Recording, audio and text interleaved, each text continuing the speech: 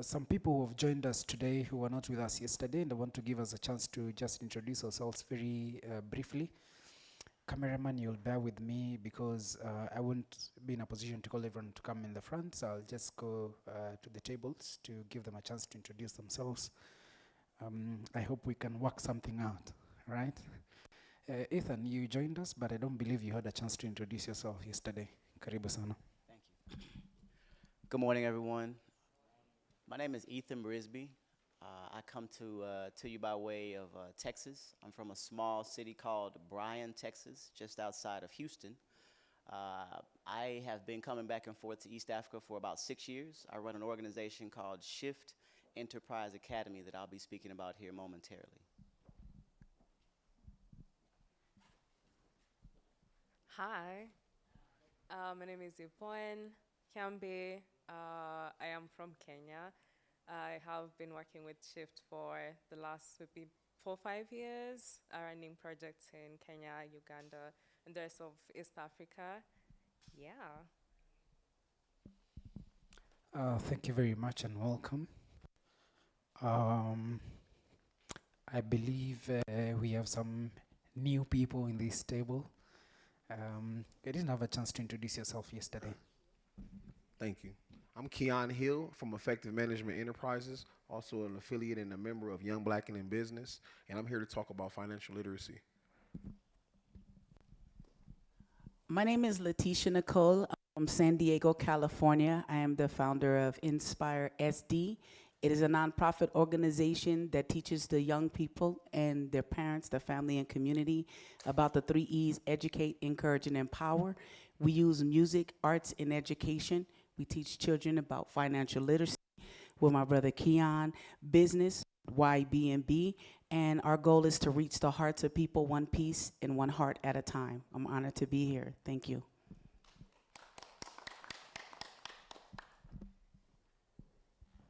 Hello, everybody. My name is Josh J. Melville Brown Jr., also known as J. Melville.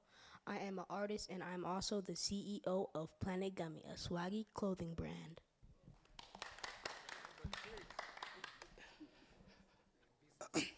Good morning, everyone. My name is Izuru Aaron. I am also a member of Santiago Sunday Weekly. I am here also. I've been invited by my, I can say my boss, CEO, Mr. Roosevelt William III. And I am also founder of Lucky Supply Adventure.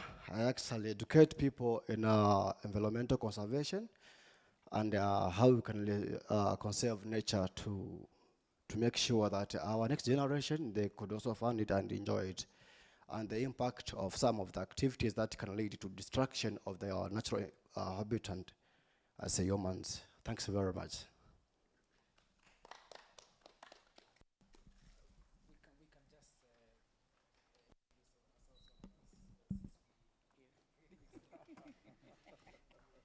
Good morning, everyone. My name is Alma Maweri Callums. I'm from Uganda.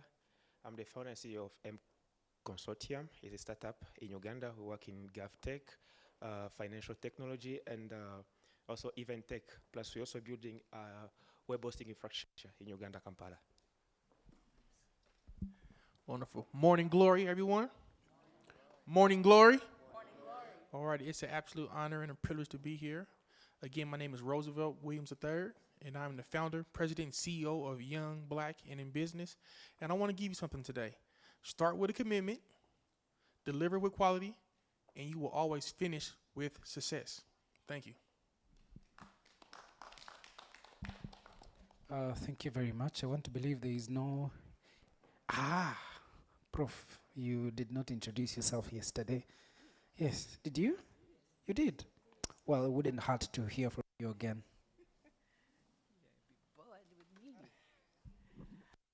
My name is Professor Maggie Chigozi. I'm a medical doctor by training, but I moved into business. So we produce Pepsi Cola in Uganda, but also in Kenya. And Pepsi Cola products, plus all the others. But also I'm a farmer, a mother of a hip hop artist. Yeah, we have to talk about that one. Yes, and I do a lot with academia. So I chair the Makerere Endowment Fund. I am the Chancellor of Uganda Pentecostal University. I am truly honored to have been invited here today. Thank you. Thank you very much and welcome. I want to bring to us Bonnie Shelton to serenade us with one tune, and then we'll move into our first speaker for the day. As he comes, I want to hope all of us are all right. If anyone has a problem, if you've suffered stomach upset, if you feel like you need a hug, I'm here for you. All right? The spirit of a million hugs. If you feel like you need a hug, I'm here for you. We are anticipating that the program for today will be very packed, and we are going to have the awards earlier than anticipated. We had thought that we could do a gala dinner, but we realized from the requests that we were getting from a lot of people, and in consultation with the management, we will just, after our lunch, continue into the award ceremony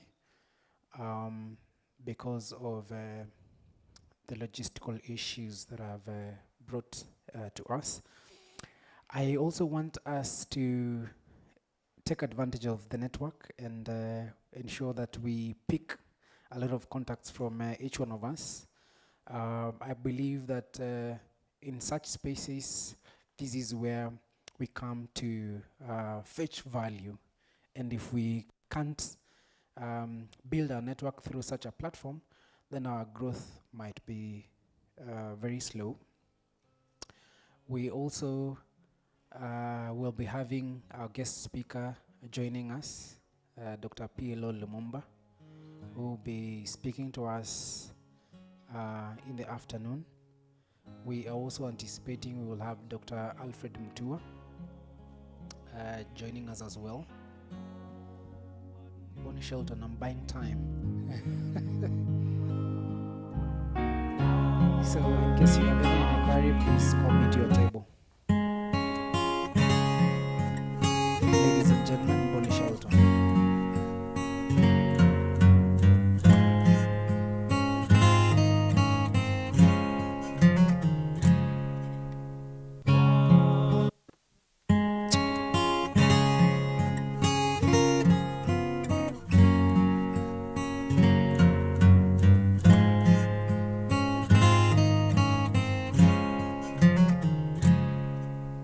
What a friend we have in Jesus. All our sins and griefs to bear. What a privilege to carry everything to God in prayer. Oh, what peace we often forfeit. Oh, what needless pain we bear. All because we do not carry everything to God in prayer. Every trials and temptations, is there trouble anywhere? We should never be discouraged. Take it to the Lord in prayer. Can we find a friend so faithful, who will all our sorrows share? And Jesus knows our every weakness. Take it to the Lord in prayer.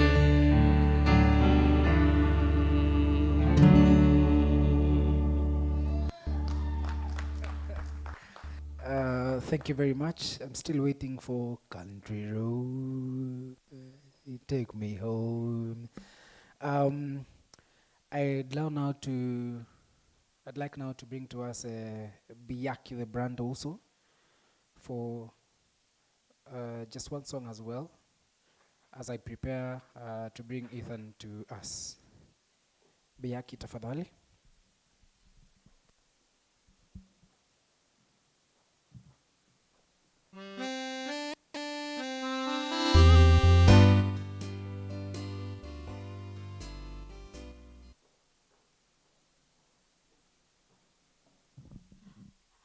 Morning. Morning, everyone. As you know, I am an African girl and I love my language, especially Kiswahili and my mother tongue.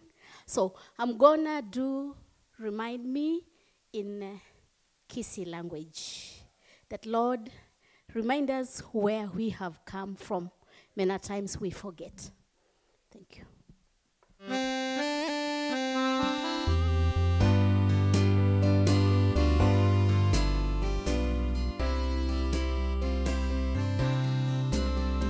Eniwo nyanjete naiko royane teriane nevisio biao sobo sera nietumeke sesenie abane onginyolie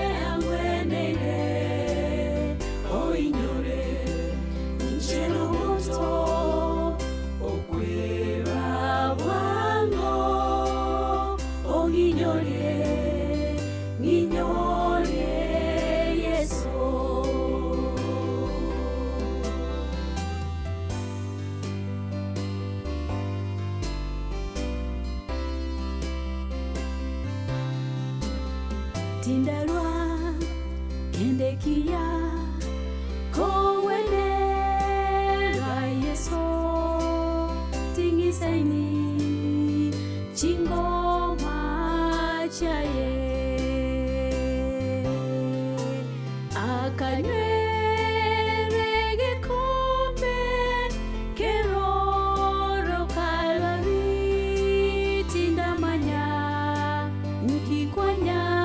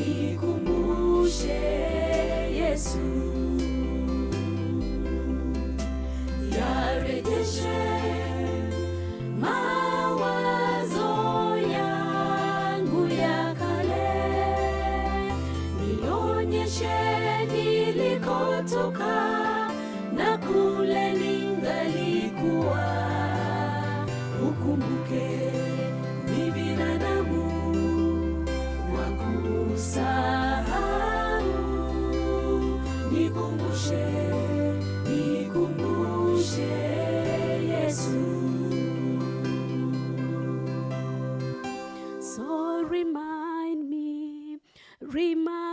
me, dear Lord.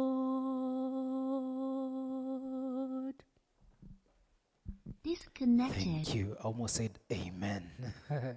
I think there's a way music is a universal language. Whether you understand the language or you don't, you still understand.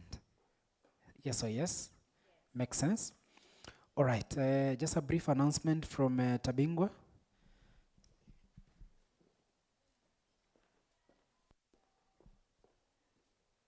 Yeah, good morning all. I hope you had a good night. Okay, today we are streaming this event live. And I'm sure we don't want other parties who could also benefit from this to actually miss the event. So we just want to be, each one of us, yesterday we were talking about multiplying information. So each one of us, you have very many contacts. Please don't be selfish with those contacts. Just go in the SMEG WhatsApp group. We have shared there the link. You just copy and then you are able to share to as many contacts as you can. I think as we move across. If you have a problem with how to do that, you let us know how to help you to do that. But let's be able to share that. Thank you. All right. And maybe those who had not subscribed on the Tanya Innovations Africa platform, please, we kindly appeal that if you get there, I think it will be, we know that it will be useful, but it's not a forced action. But we know that if you subscribed there, you'll be able to get alerts for many of the things that we do on a monthly basis. Thank you. Thank you very much, Dr. Tabingwa. Ladies and gentlemen, I want now to bring to us Mr. Ethan Brisby from the United States of America, the founder and executive director, Shift Enterprise Academy, who's going to talk to us on building bridges of opportunity, entrepreneurship, workforce development, and Africa Diaspora Partnership for Inclusive Economic Growth. Ladies and gentlemen, Mr. Ethan. Let's give him a round of applause. Let's keep clapping, let's keep clapping, let's keep clapping until he's on stage. All right, thank you, Karibu. Good morning, everyone. Good morning. Again, I said good morning earlier. Let me get sorted. Okay, as he mentioned, my name is Ethan Brisby, and I'm very honored and happy to be here this morning to talk about workforce development, building bridges. And so what I want to present to you is not theory, it's actually a living ecosystem that is a part of my life's work. It began as research in undergraduate studies and has carried forward from Texas now here into East Africa and Uganda. Are you able to hear me well? Mic check, 1, 2. We're good? Can you hear me in the back? Okay, good. Okay, so essentially what I'm going to do, I want to walk us through a series of slides, introduce you to some concepts, share some success stories, case studies, and ways that I believe we can really devise actual implementation. I know yesterday we had great presentations, and today I'd like to kick us off with some practical approaches to doing some of the things that we all would love to see in the world that we share. So I've titled the presentation From Learning to Earning to Ownership. And so we're going to talk about a few things within this ecosystem. And once again, I am the founder and executive director of Shift Enterprise Academy. We teach what's called the Shift approach. But before we get into that, let me just give you a bit of a background about myself and how I even find myself here on this stage today. In 2017, I met a gentleman named Erasmus Ichodi. He's a Ugandan, and he was in Texas, and we were at a gathering on Mother's Day. I didn't know anyone at the gathering, but he was DJing, so I said, well, let me go talk to the DJ. DJs are always friendly people. So nonetheless, he invited me to Uganda, and 5 years later, I answered that call. And what I found is that sometimes, as you see on the slide, destiny is often hidden in an invitation, because within that invitation was a mission that I've been carrying out. I'm an alumnus of Morehouse College in Atlanta, Georgia, where I learned about moral responsibility, where I learned that education must serve people. I'm also an alumnus of Texas A&M University, where I learned land and property development at the master's level. My undergraduate studies was involved with urban planning. So essentially, I'm an urban planner, and a real estate developer. But what happened when I arrived in Uganda and in Kenya and other places around the continent, Ethiopia, Morocco, and others, is that Africa has changed the entire operating system that I once thought was the way forward. And so I'm happy to say that. And what I've learned is that relationships that I had, they led me to a place where ideas have now led us to institutions. And that's what I'd like to describe to you all today. The title of the presentation is Building Bridges of Opportunity for Inclusive Growth. And so let's first of all, by definition, because I'm also a teacher of many sorts, so by definition, when we say building, we want to be able to move from inspiration to institutions, to agreements that move us forward and govern the way we will work with each other, execution to make sure that things are built and people are moving forward, money is circulating. Bridges, of course. We want to be able to connect things. We want to be able to connect ideas, resources, and be able to have them move in a vibrant way for shared results. And of course, opportunity. Opportunity means that the young girl in the village has access. She has access to trainings, the same trainings a young boy in Kampala has. The young girl in the village can have that. Opportunities lead to preparation, relationships, timing, and ownership. And obviously, we all want this to lead to more income. We also want to see this lead to jobs, assets, ownership, where we own the things that we're creating, and of course, stronger local institutions. So essentially, the thesis that I've developed and have been implementing for the last 6 years in East Africa is that development must begin with the people. Development begins with people, and through the people that we train, those relationships are strengthened, and that leads to trust. Trust is what eventually gets us to transactions, because people do business with people they know, people that they like, and people that they trust. And so we want to be able to create and evolve further through this ecosystem that we've created. So just momentarily, let's set the stage for where we are. Currently, according to the United Nations, there are over nearly 71 million African youth that are not being currently educated. They're not in any sort of training. And so these are the people that anchor the movement that we've been rolling with Shift. We also see that remittance back into sub-Saharan Africa has passed over $54 billion. So money is coming. Money is coming back. So now, how do we shift that money from consumption and emergency situations, channeling it now into investment and ways to develop enterprises, ways to grow local economies? And that's essentially what we've devised here with Shift. And again, the current situation calls for over 1.3 million people within the aftermarket. So this free trade zone, 1.3 billion people. So the stage has been set, but can we build pathways that will allow us to convert the inspiration that we all have? I think we can agree everyone in here is inspired at some level. But how then do we convert that inspiration into mastery, into new businesses, and businesses that create jobs? And that's what we want to talk about here briefly. So from a 10,000 feet view, this is the ecosystem. And we're going to look at each one of these just briefly. I won't be before you too long, because we can always speak at other times. But what we've done over the past 6 years is led by having cohort-based learning. Cohort-based learning, where we specifically look for sectors that would need growth. For example, in Uganda, agriculture. So what we've been able to devise are cohorts of young people that all want to grow within the agribusiness supply chain, whether that be as a producer of coffee, a processor of coffee, a logistics company, a storage facility, or an exporter. So these cohorts are what guide the people that we want to build. From there, we go into boot camp. You go through the training, it's 5 weeks. Months later, you come back, you have traction. We do a 3-day boot camp.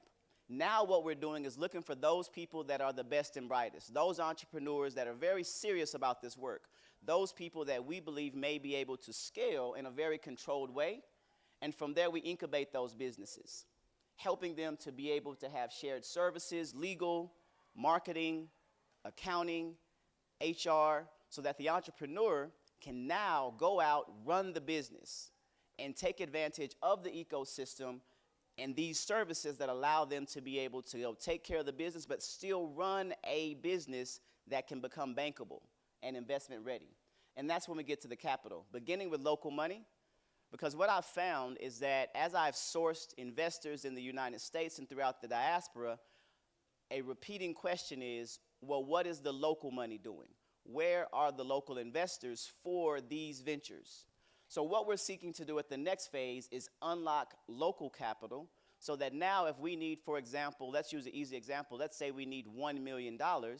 If there is $200,000 or $300,000 worth of local capital infused into the venture studio, it's easier to leverage that across the diaspora.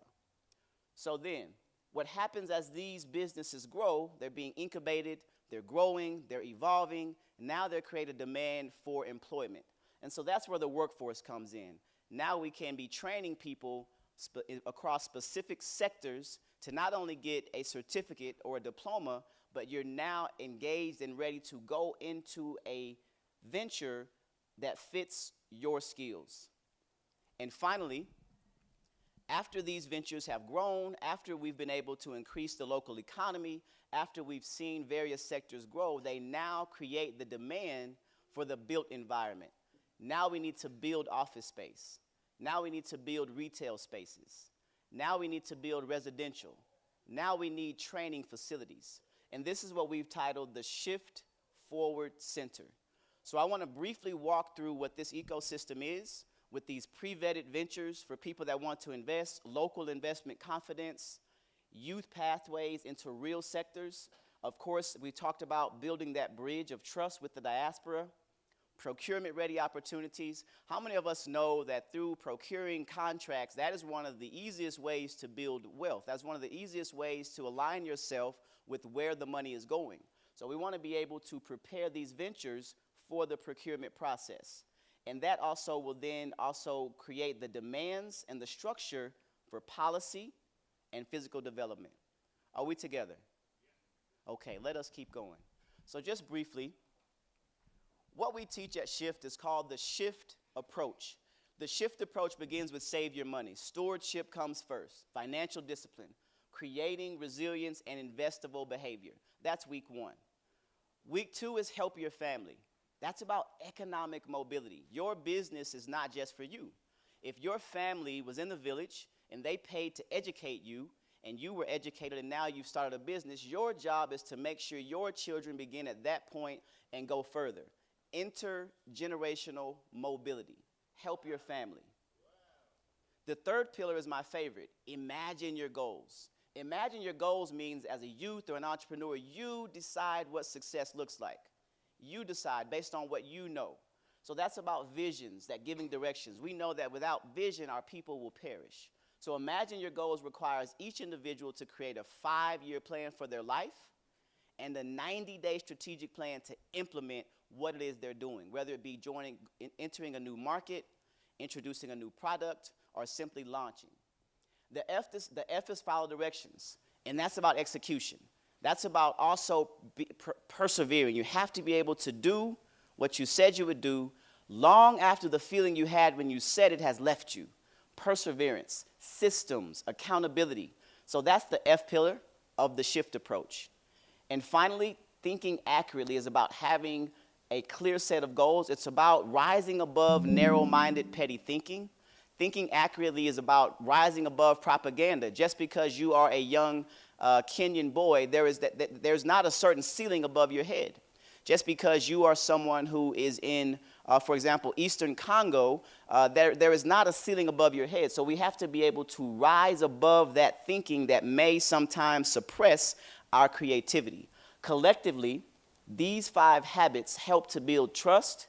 They make our students coachable, and we prepare them to be investment ready. This is something that I've taught the last 15 years across various sectors, and most recently we've engaged across East Africa, primarily in Uganda, and it's known as the Shift Approach. From this, we're able to then go through the parts that I told you about, beginning with cohort-based training. Again, we're looking at targeted sectors, agriculture, tech, construction, whatever it is that whatever nation or whatever city that we're in needs. We provide live training along with self-paced learning.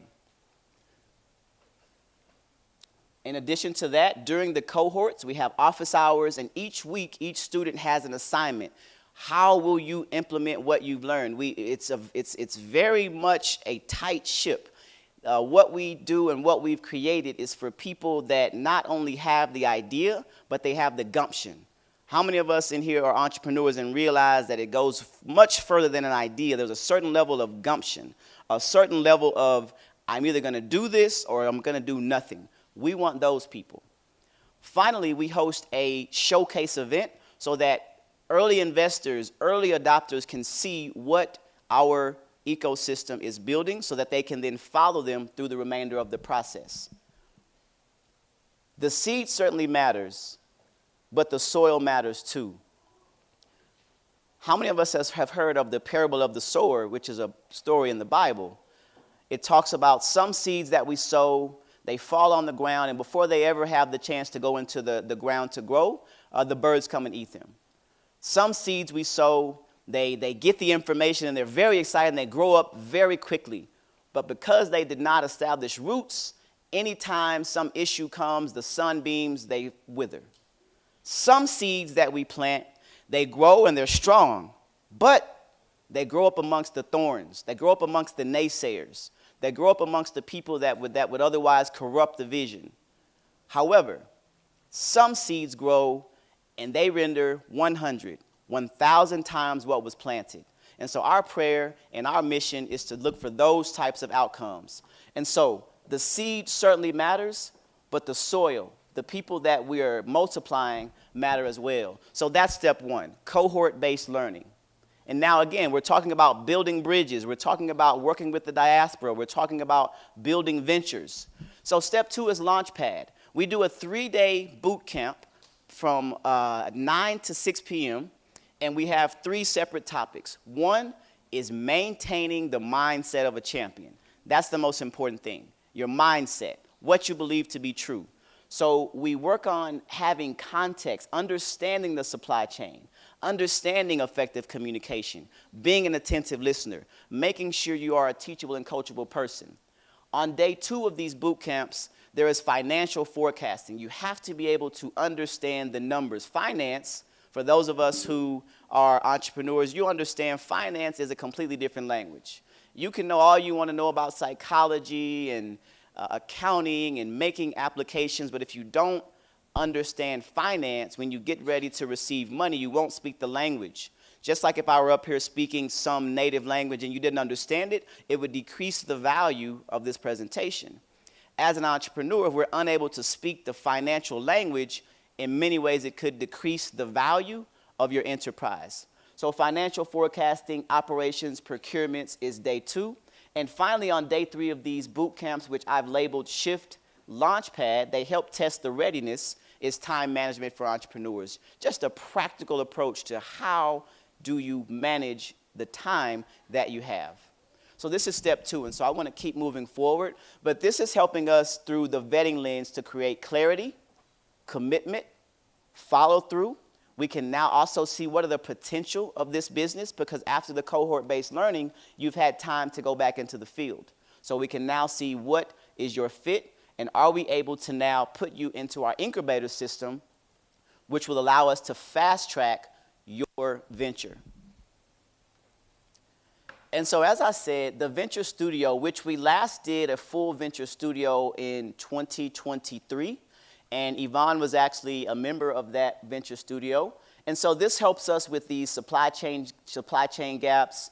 We find people that are some of the largest companies that we know about came through this idea of a Venture Studio. Uber, Airbnb, I think PayPal, these companies were incubated so that they could grow and scale. And I believe we can use that same model here in East Africa and across the continent in a very directed way for sectors that matter where we are. We provide in the Venture Studio, and this is a model we want to duplicate this, accounting, legal, HR, marketing, as I've said, procurement readiness. And so essentially we share these services so the entrepreneur can focus on doing what they do. This is phase 3, incubating ventures in a very, very intentional way. and also ensuring that we're aligning with national development plans. Ultimately, by doing this, we're able to create what you may call a vertically integrated supply chain. We're able to have ownership at every part of the supply chain, because that's part of the bridge building. We have several people that are processors, several people that are in logistics, but in this model, we allow ourselves the ability to control the growth. So the Venture Studio builds these missing businesses. That's step 3. Are we still together? Good? Let's continue. Let me check my time. Okay. So let me push through.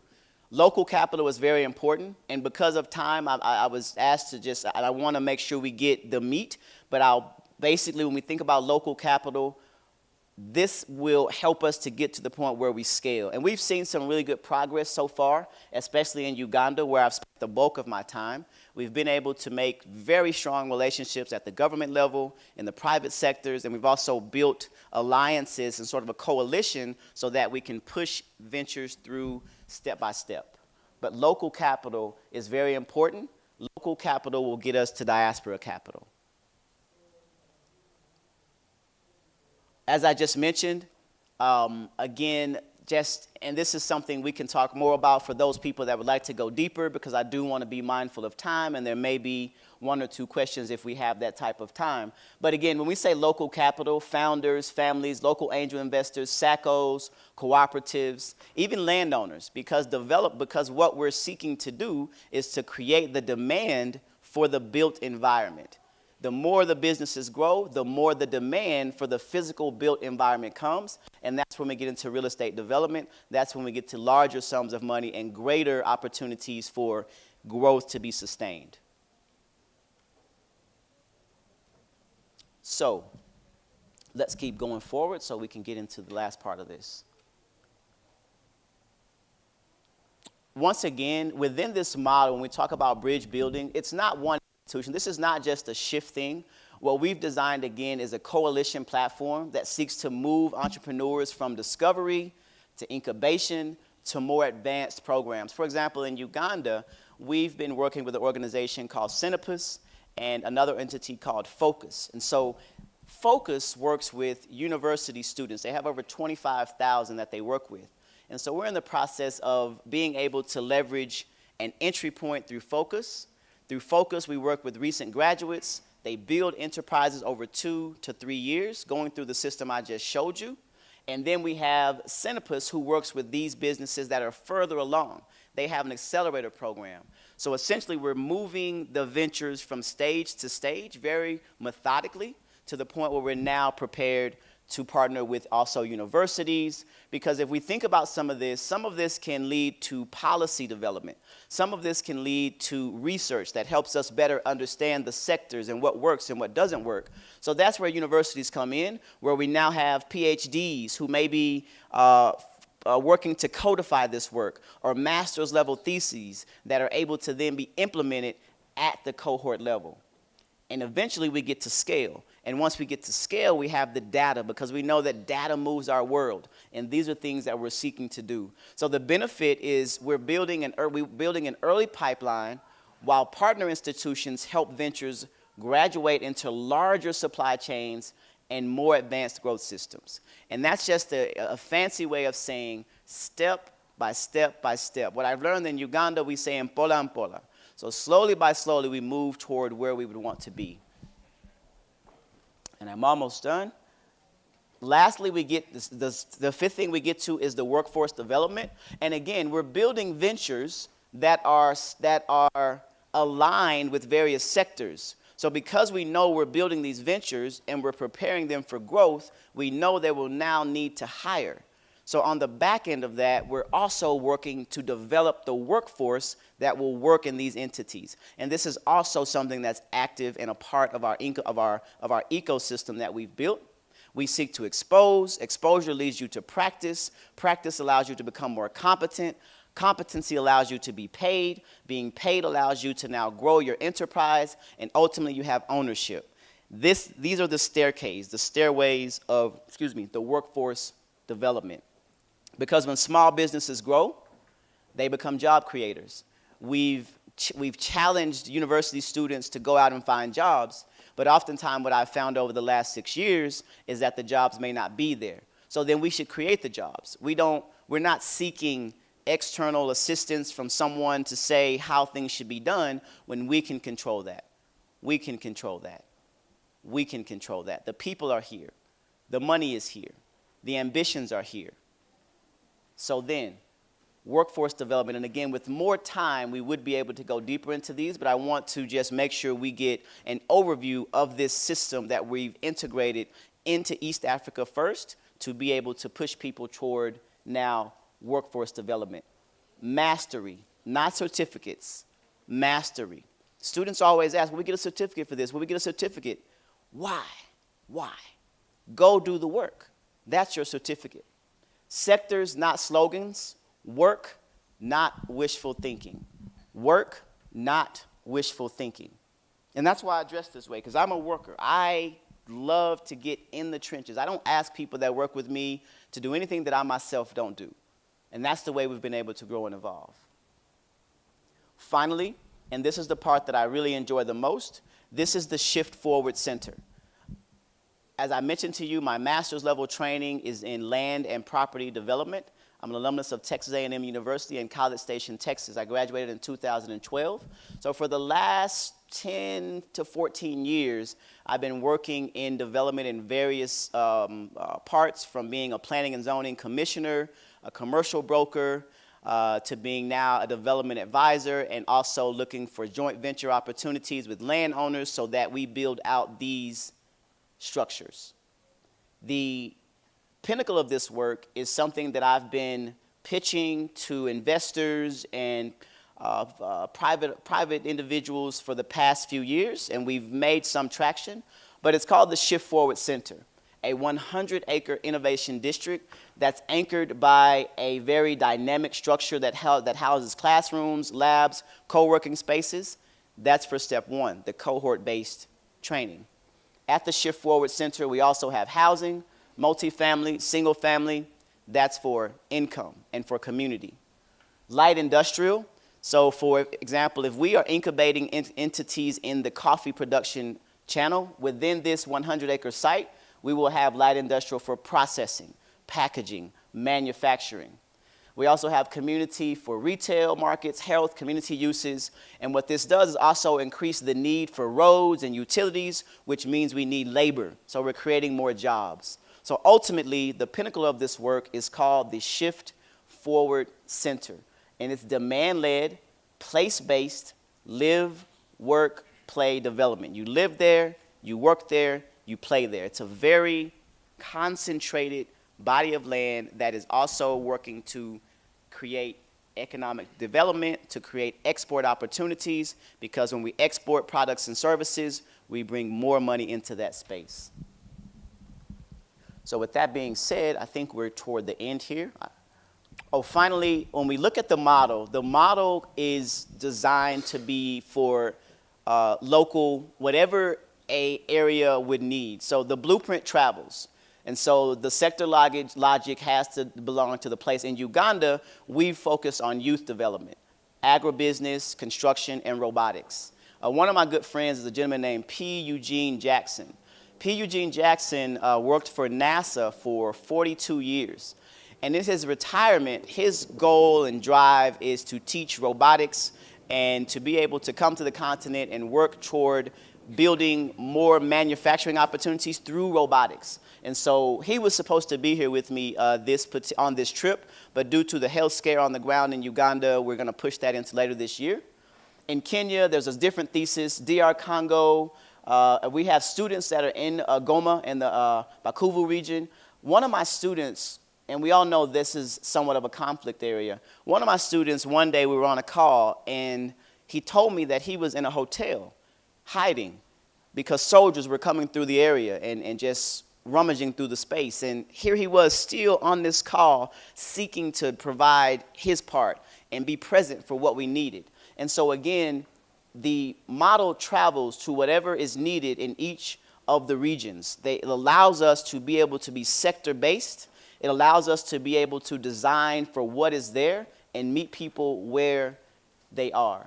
It's one model, but there are local operating theses. And it's always people first, which changes the conditions that shape our outcomes. So that's all. I've put a QR code on the screen. And if you would be interested in aligning in any way with us, it's an intake form. Someone, either myself or someone from my team, will reach out to you with any sort of a response to your input. But the invitation to build is this. If you'd like to help build these bridges, if you would want to be a part of this growth that I've described to you, this focused growth, this long-term growth, because this is not something that we believe will be, I don't know what the end looks like, but I know that the journey of 10,000 steps begins with the first step. The way that you eat an elephant is one bite at a time. So whether it be universities piloting cohorts, whether it be governments with developable sites, procurement opportunities, private sectors who could provide apprenticeships for some of these young people that are learning and wanting to get into the workforce, whether it be those folks that are in the diaspora back home in Texas, across the United States, or if you are a Ugandan or a Kenyan living abroad somewhere, your expertise is needed, especially in the venture studio, or whether it be the faith-based community that can allow for us to continue building trust, stewardship, and local legitimacy. These are the partners that we're looking for, sponsoring one cohort, anchoring one sector. Maybe you can help us scout ventures to put into these venture studios. We may need, maybe there's one procurement pathway, but the land is here, the labor is here, the intelligence is here, and so the diaspora is also here. The diaspora is coming more and more and more. There are so many people back home, and African Americans, that have this pull factor that's getting stronger and stronger and stronger to come to the continent. I identify as an African American, so coming to the continent allowed me to fulfill that part of my identity. Yesterday we talked about an identity crisis, and so being here has allowed me to be even more liberated in my ability to be who I am, because I'm in a place where if I didn't talk, you would be convinced that I'm a Ugandan or a Kenyan.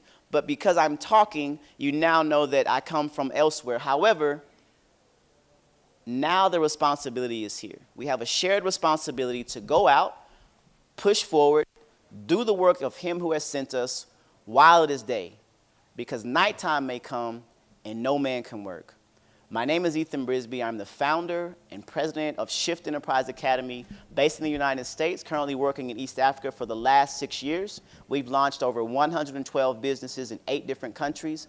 I'd be happy if you would walk alongside us in this mission as we look forward to creating a more livable world for our people over the next 100 years. And with that, I'll take any questions as needed, but otherwise, thank you so much. Thank you very much. I believe you can do better than that. Let's give him a round of applause.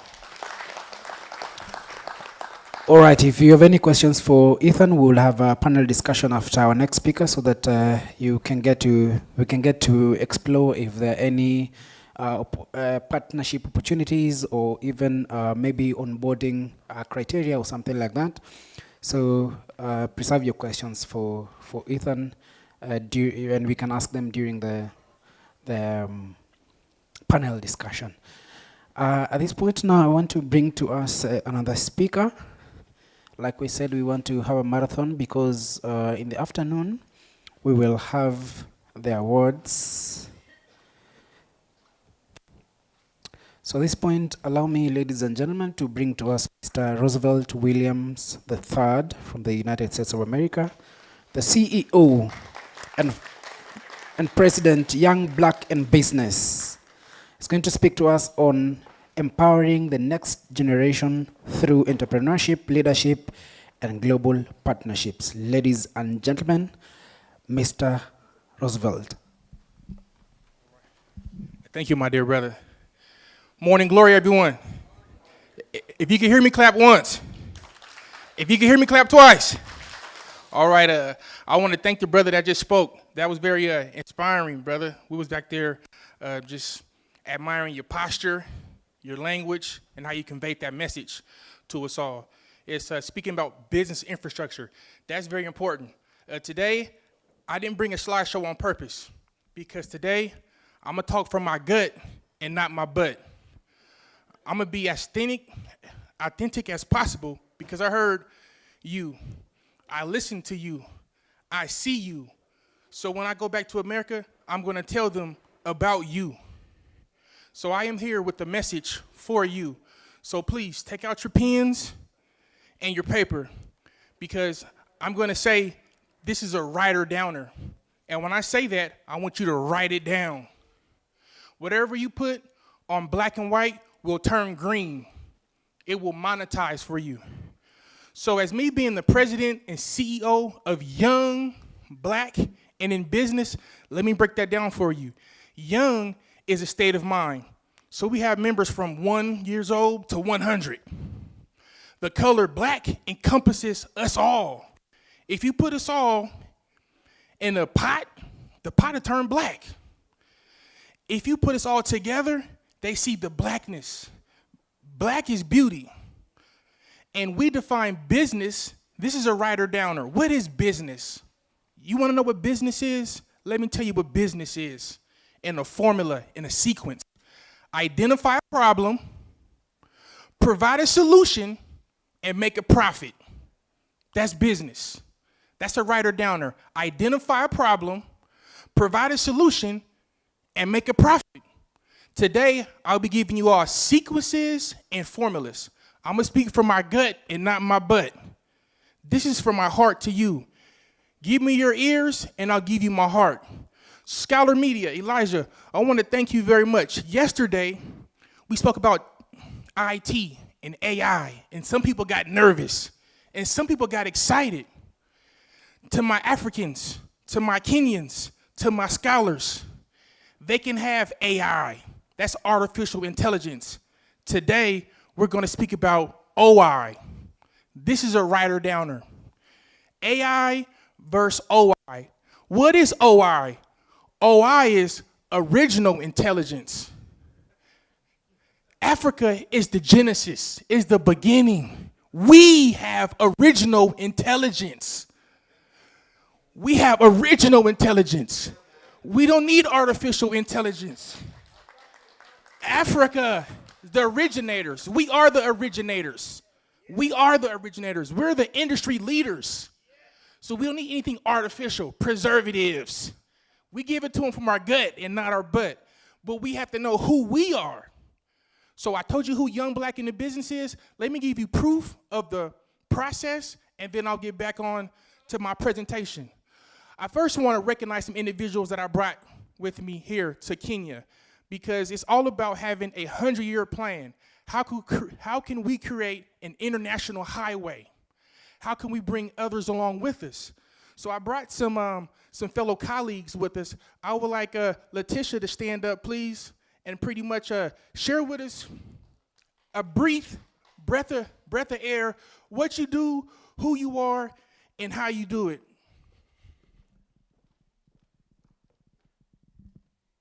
My name is Letitia. I am the CEO and founder of Inspire SD. For those that didn't hear me earlier, I'm also the founder of an organization called the Heart of San Diego.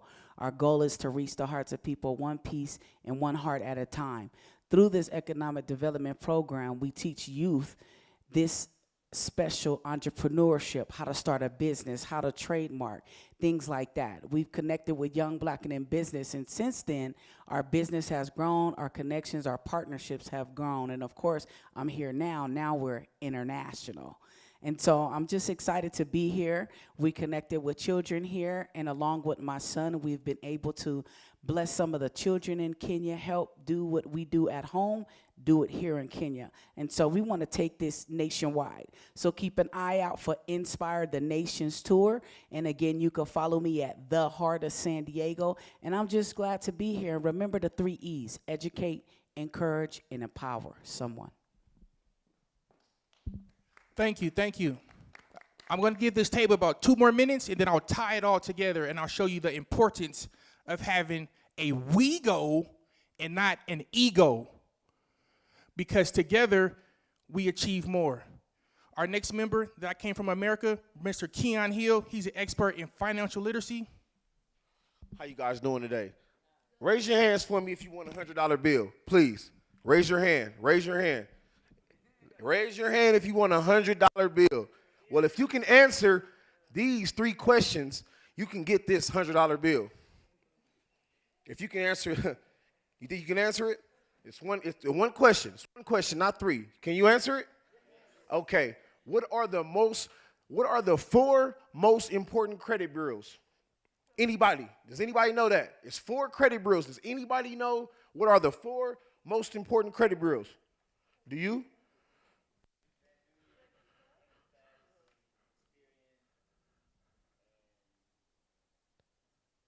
To get that 4th one. Get that 4th one. Get that 4th one. Oh, you get the 4th one. I'm another 100. I'm gonna double that.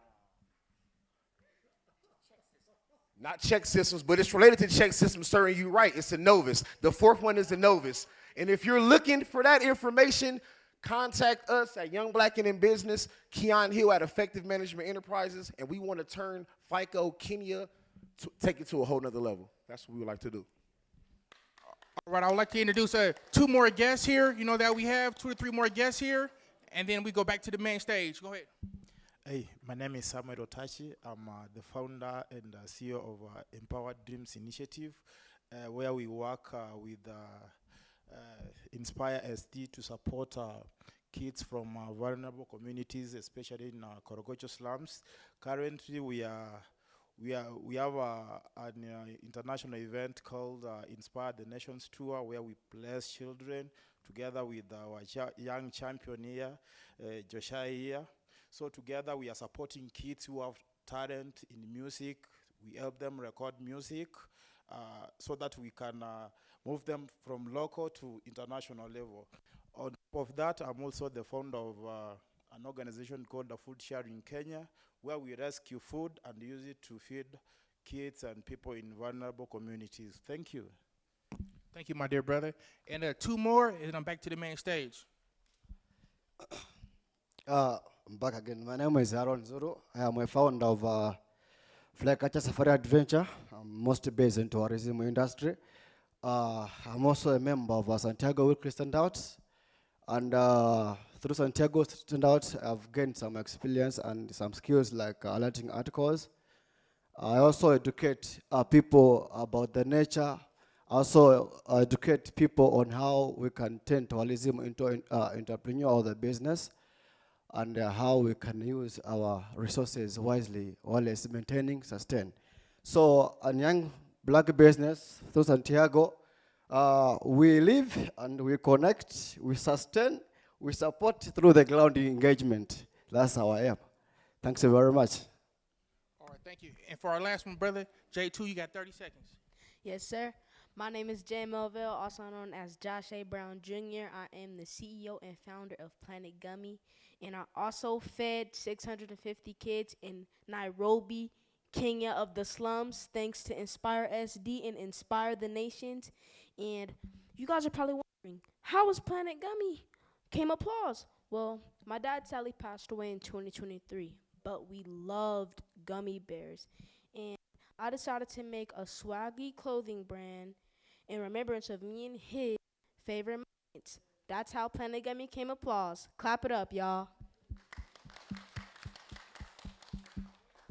All right, I want to thank you very much for allowing our team to be able to share with you, because that's what it's all about, having a team. But how can we evolve Africa to not just get ahead, but to stay ahead? So to not just get ahead, but to stay ahead, we have to start with a commitment, deliver with quality, and finish with success. What does that look like? I want to challenge you all from this moment moving forward. We do not have kids anymore. There's no such thing as kids anymore.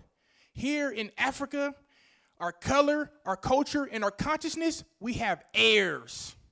We have heirs because we're going to give them an inheritance.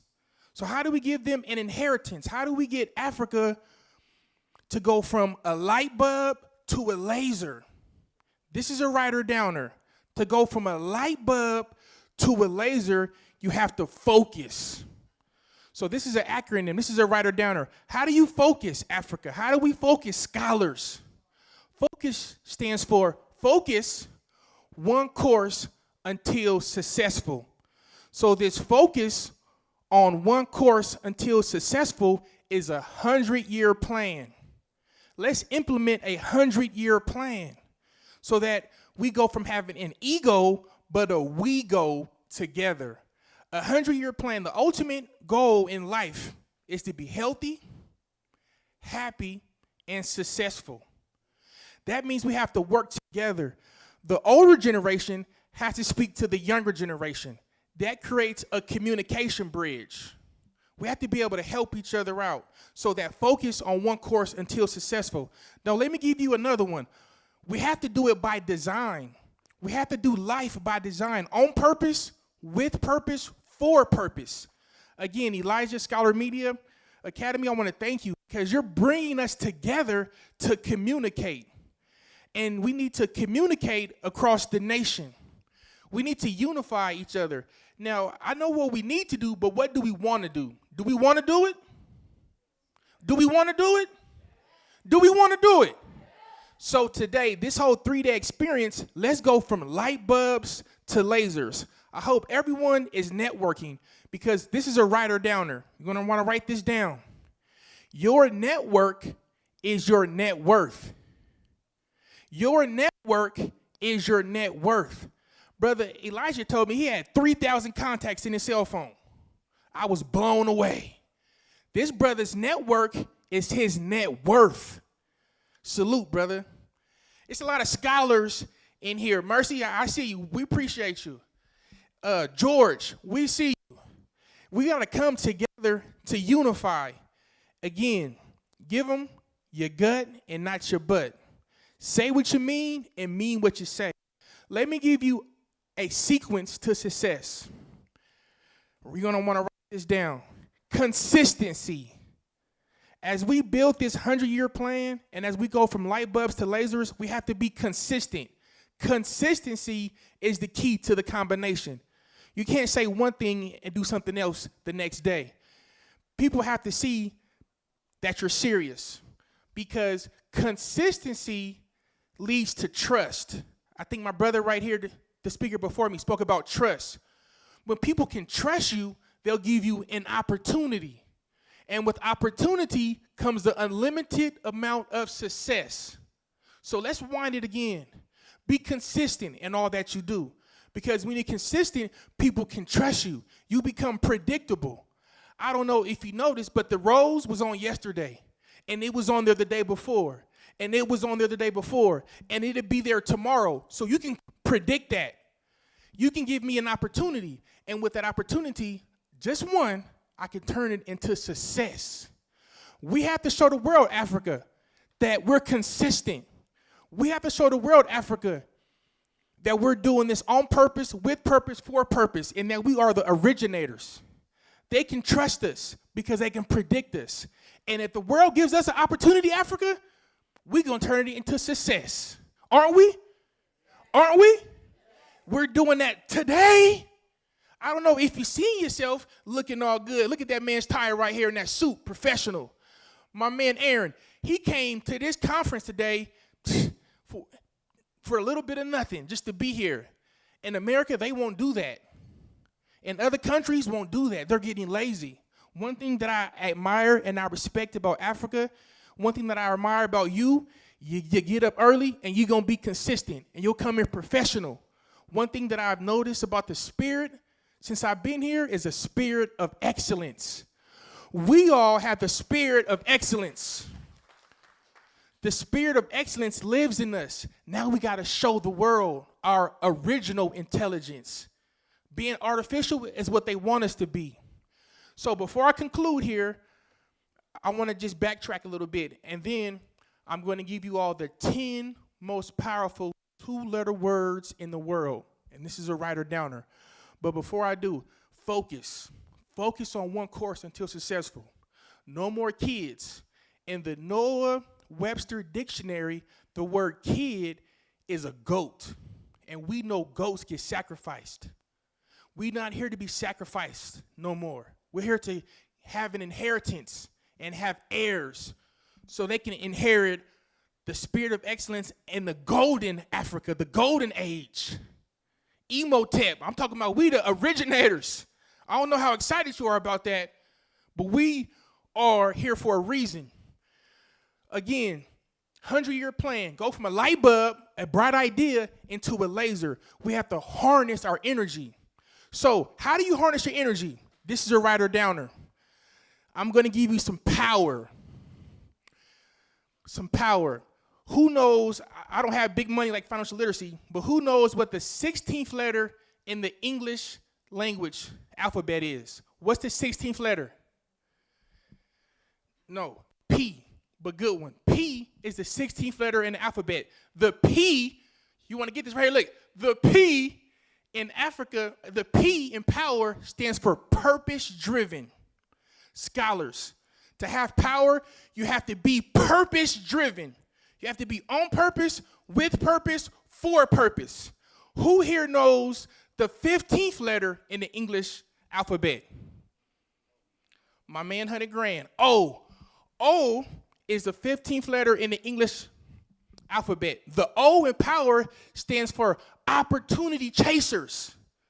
You have to be an opportunity chaser. I want to clap and bow for each and every one of you today for being here that took advantage of this opportunity. In the English alphabet, do you know W is the only letter that has 2 syllables? W. It's the only one it's the only letter in English that has 2 syllables, W. W in power stands for willingness to go solo. Some individuals came here by themselves. If you came here by yourself, raise your hand. Raise your hand if you came here by yourself. Willing to go solo. In life, sometimes you have to go by yourself. Sometimes in life, you have to go by yourself. Sometimes you have to be willing to go solo. You never know who you're going to meet. You never know who you're going to see. A lot of people can't go nowhere by themselves. So in power, the W is for willing to go solo. The E is one of the most highly letters used in the English language. E, the letter E. E in power stands for energetic. Can you feel the energy? Can you feel the energy?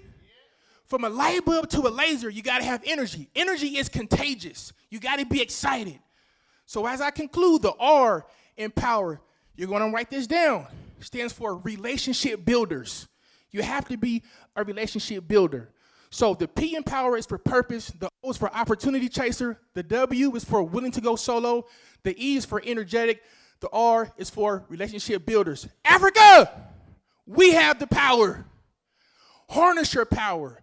Know your power. You all are superheroes. You see Spider-Man, he knows his power. Batman, the Black Panther, they know their powers. We have power. Africa, we have gold in our soul.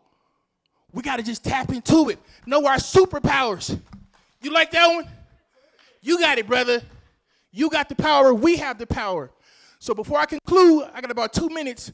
I'm going to give you all the 10 most powerful 2-letter words in the whole world.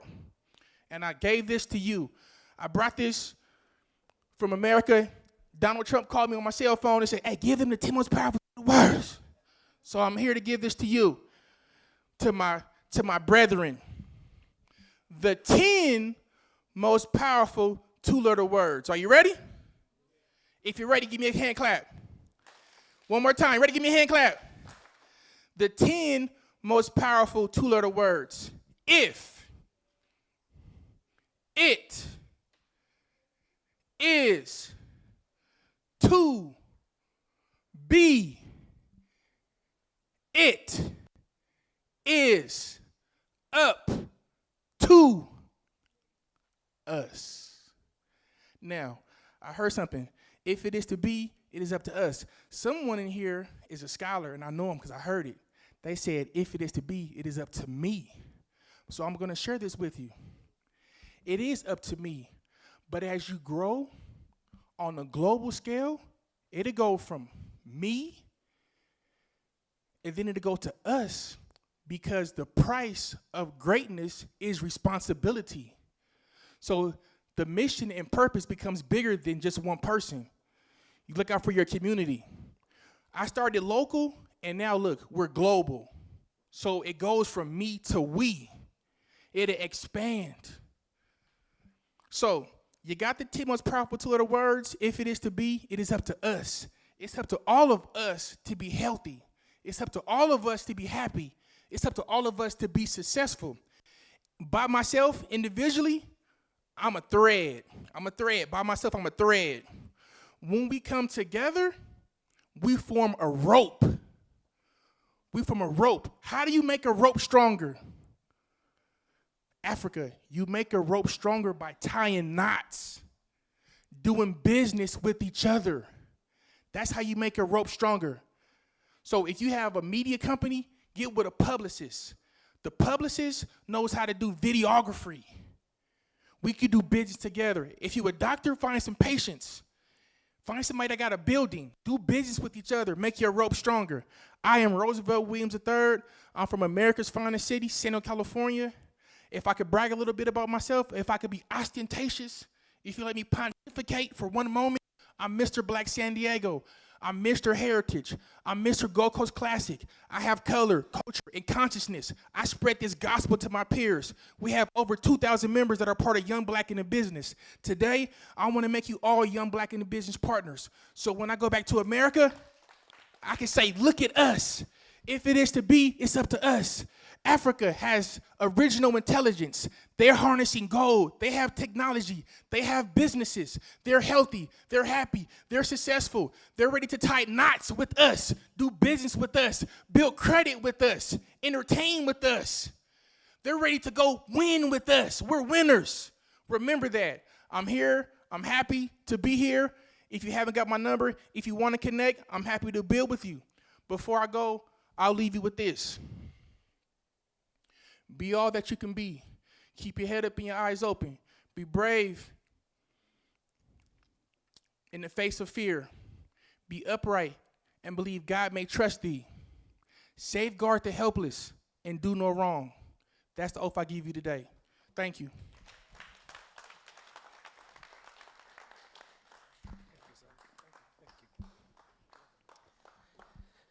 That was very powerful. Yes or yes? Connected. Yes or yes?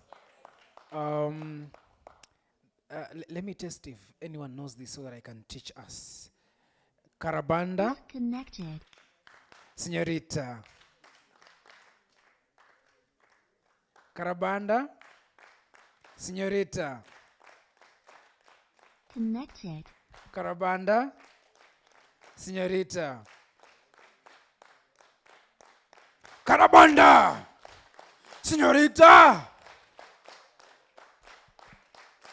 Very well. Thank you very much, sir. That was very, very, very powerful. I felt it in me. You've ignited something in me, and I hope that we will connect so we keep the fire burning. I want to bring to us Bonnie Shelton to give us one tune as I prepare for a panel discussion that will have Ethan, will have Roosevelt, and some Ethiopian sauce. So that we get the diversity that we're looking for and the learning that we intend to pick from this conference. Ladies and gentlemen, Bonnie Shelton.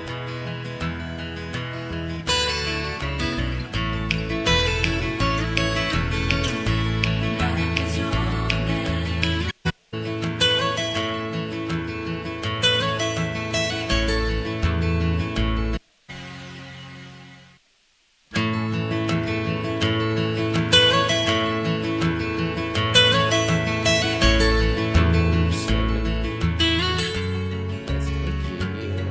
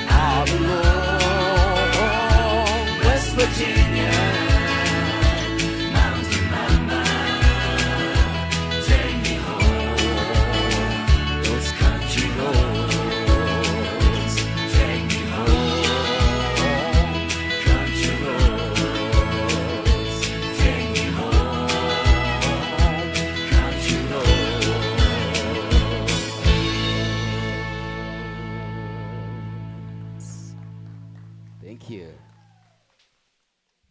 Thank you very much. That's a personal favorite, and I made sure that we have it now. We were supposed to have something else, but I made sure that we just slide it in. Thank you very much, Bonnie Shelton. I want now to invite Evans Tabingwa to bring to us the panel, and then we will have a tea break. After our tea break, we will have Michael Freeland to speak to us on mental health and wellness. So at this point in time, ladies and gentlemen, Daktari Evans Tabingwa. Omoko, you're welcome. That's a big title. Thank you. Please, let's clap for our presenters once more. And we can also clap for ourselves for being here. Because we've had quite a number of people who have not turned back. We don't know why, but those who have made it, still we represent them. So thank you for being here. This is more or less going to be a business panel, and I'm happy that the panelists seem to be very embroiled, or they seem to be at the core of business. And number two, they look to be young entrepreneurs, and therefore they appreciate the challenges that exist in the ecosystem as per the presentation that has been made. You would allow me to invite Ethan J. Brisby from the US, Executive Director, Shift Enterprise Academy. I'm sure he gave us some tips, and you must agree with me that he's done a nice job. Please take a seat.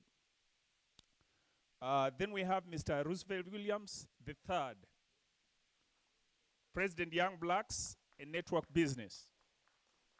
Very welcome. Then we have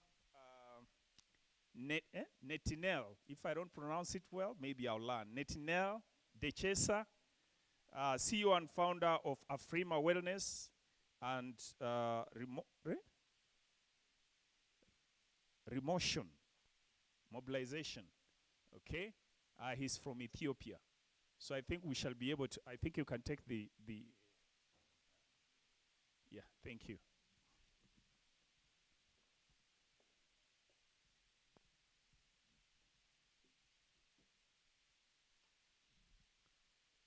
Okay.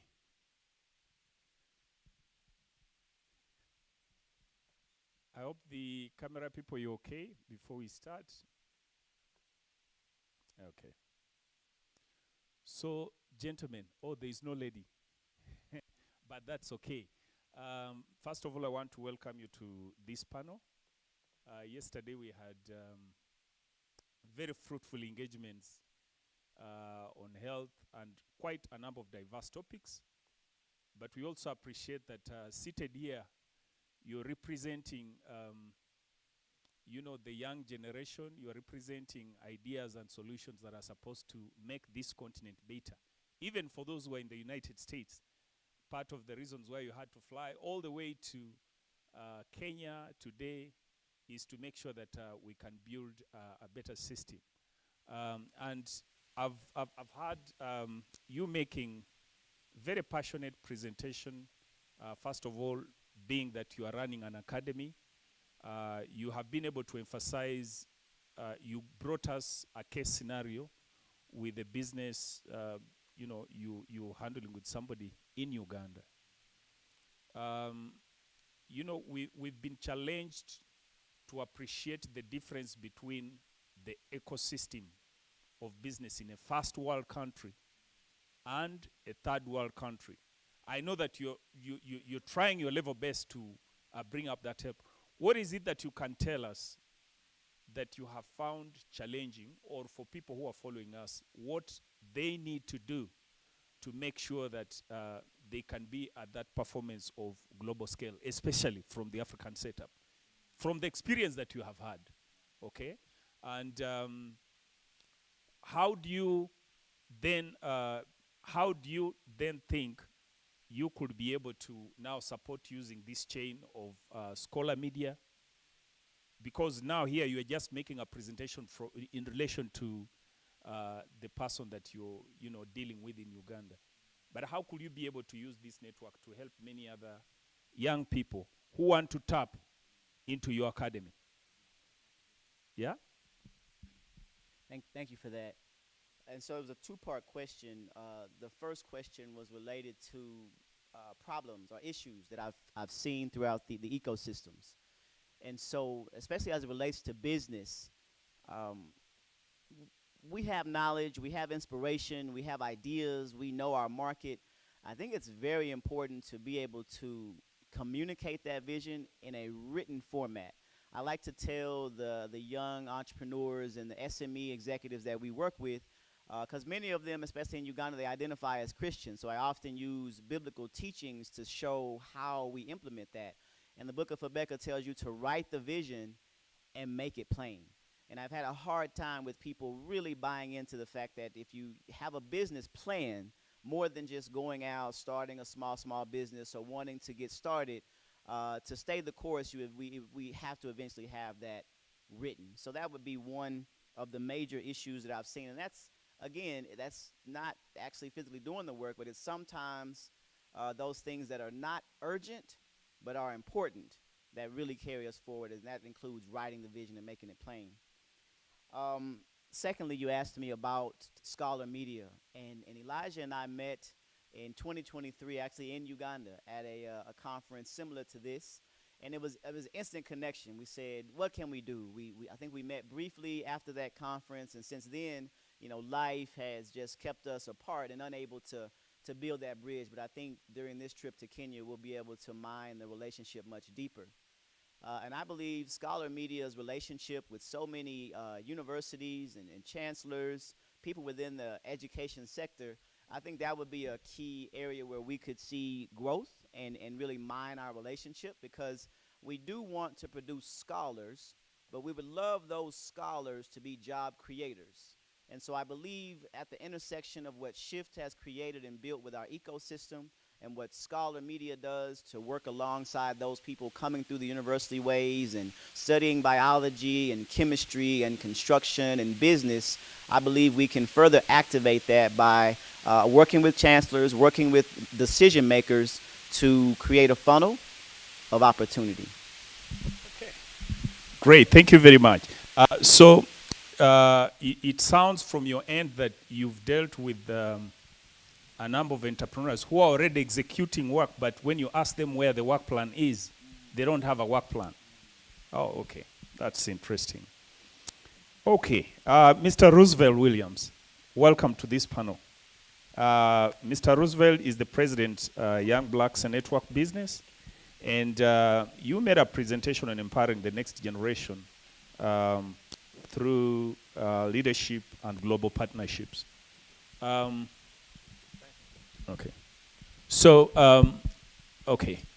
So I know that you, San Diego, right? Yes, American City. Oh, okay, yeah, right. So how much have you been able to build, networks within the African ecosystem as yet? Oh, yes, sir. Thank you for the question. And well said as well. I definitely agree with what I said as well, writing everything down. And building a network, building a bond, making relationships starts with mentorship. So I highly recommend that we, if we have not already, have a business executive exchange program. Business executive exchange program that we can share to the next generation. Like the rope analogy I used previously, we need to pass that rope down to the next generation so they can pull themselves up. So we have to give them that plan, that blueprint. It's up to us to give them the resources. It's up to us to give them the guidance and the advice. This is a writer downer. If you have your pens ready, if you're on your cell phone, you want to write this down. People succeed at the speed of their understanding. People succeed at the speed of their understanding. So as mentors and as mentees, we have to move at the speed of business. So we have to first understand it, understand it, overstand it. Business is moving at the speed of light, the speed of sound. So with mentorships, that's how we're able to share that information. Okay. Somebody would be interested. I know that, we were in a rush when you're making presentation because of time. Is it possible just to give us how the Black Business Network works? You are the president.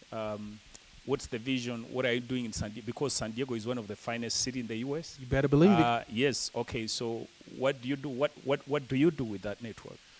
We have individuals have intake forms, so we know who they are, what they do, and how to do it. And we pair them with established, seasoned entrepreneurs.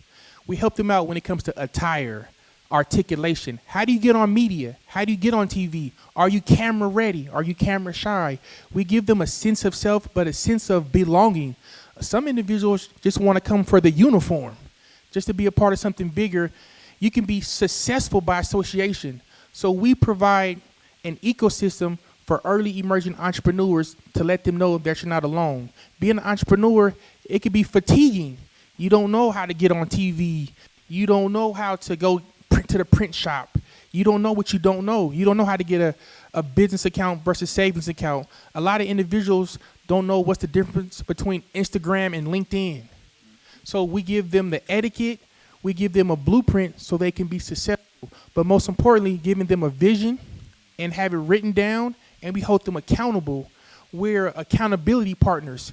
You said you came here with one client, but you want to have 5 clients at the end of the year. We're here to give you that positive reinforcement. Okay. Wow. Great. That's powerful. So maybe just with a similar question that I've asked our brother here. What is that one thing? No. Still to him. What is that one thing that you look at, doing through your organization in Africa? Being ethical. Okay. Being ethical. Taking this opportunity and using it to further the cause, but meaning the relationships. Following up with everyone's email address. Following up with everyone that I have a card and got a card from. Being responsive. Being responsible. But what I'm finding out is being ethical is so important, because when you build an ethical bond with someone, then that's when the trust comes. That's how you build community. So if I refer you to Keon Hill, one of our associates, you know he's going to be ethical and be responsible as well, trustworthy. Not someone that, backslides or, is a riverboat rambler, but someone that's accountable. So that's what I'm here to do, is to be at my best, perform at my best, at my highest, so you can respect it, appreciate it, trust it, and we can build together. Just in conclusion, this is my 3rd time coming back to Kenya, back to back to back. And I do that because, one, it's consistency. I'm not just an In-N-Out burger, here today, gone tomorrow, but I'm here to build trust, like this gentleman as well. He's been coming for approximately 6 years or more. We're here for the long run. Right. We're here not to just get ahead, but to stay ahead and to bring everyone with us. So that's what I'm here today to do. Oh, okay. Okay. That's a powerful one. I think what I was interested is like maybe your long-term vision for Africa business, like entrepreneurs, because there are people online, by the way, besides those who are here. So that's why I'm asking questions also for those who are online and who want to tap into this. What is it that what vision in one you breath? have? Yeah. In one breath, I don't want to talk too much, but I'm here to get as many young Black and business members as possible. Okay. For everyone here in this room that wants to become a young Black and business member, I want to waive your membership fee, and you can sign up today. But Okay. Okay. Thank you. Now, and this is how you do it, because my brother, teamwork, mentor, he said, tell him how. So if I can, I'll give you my number. Okay. Yeah, 858-480-9262, or you can send us an email. No, the pens go very slow. Just go one by one. The number. 858 858 480 480 9262. Yes, and put the 1 in front of that. And if you text Scholar Media Africa, it's a free membership, and we want to get you a part of our network. So 1-858-480-9262. We want to build with you. Okay. Great. Thank you. Okay. Now we're going to Mr. Netanel Dechesa. Mr. Netanel Dechesa is all the way from Ethiopia. He's the CEO and founder of Afrima Wellness and Promotion Mobilization. Okay, I'm told I have 9 minutes. Okay, I'll try to. Okay. He's also an entrepreneur. He's involved in medical. Maybe just tell us briefly about yourself. Yeah, as he said, I'm from Ethiopia. I'm founder and CEO of Afrima Wellness, which is working on virtual healthcare for African migrants, especially domestic worker. Our sisters working in the Middle East, Arab countries, and other African migrants as well in different parts of the world. And we are also producing artificial limb. If you are not familiar with what prosthetic means, artificial limb for people with disability or amputees as well. Yeah, that's what we are working. Oh, okay. So what impact do you think you have? How would you relate to your impact in terms of the business you're doing, in terms of the prosthetic limbs, maybe in terms of numbers? Do you have any statistics? Yeah, sure.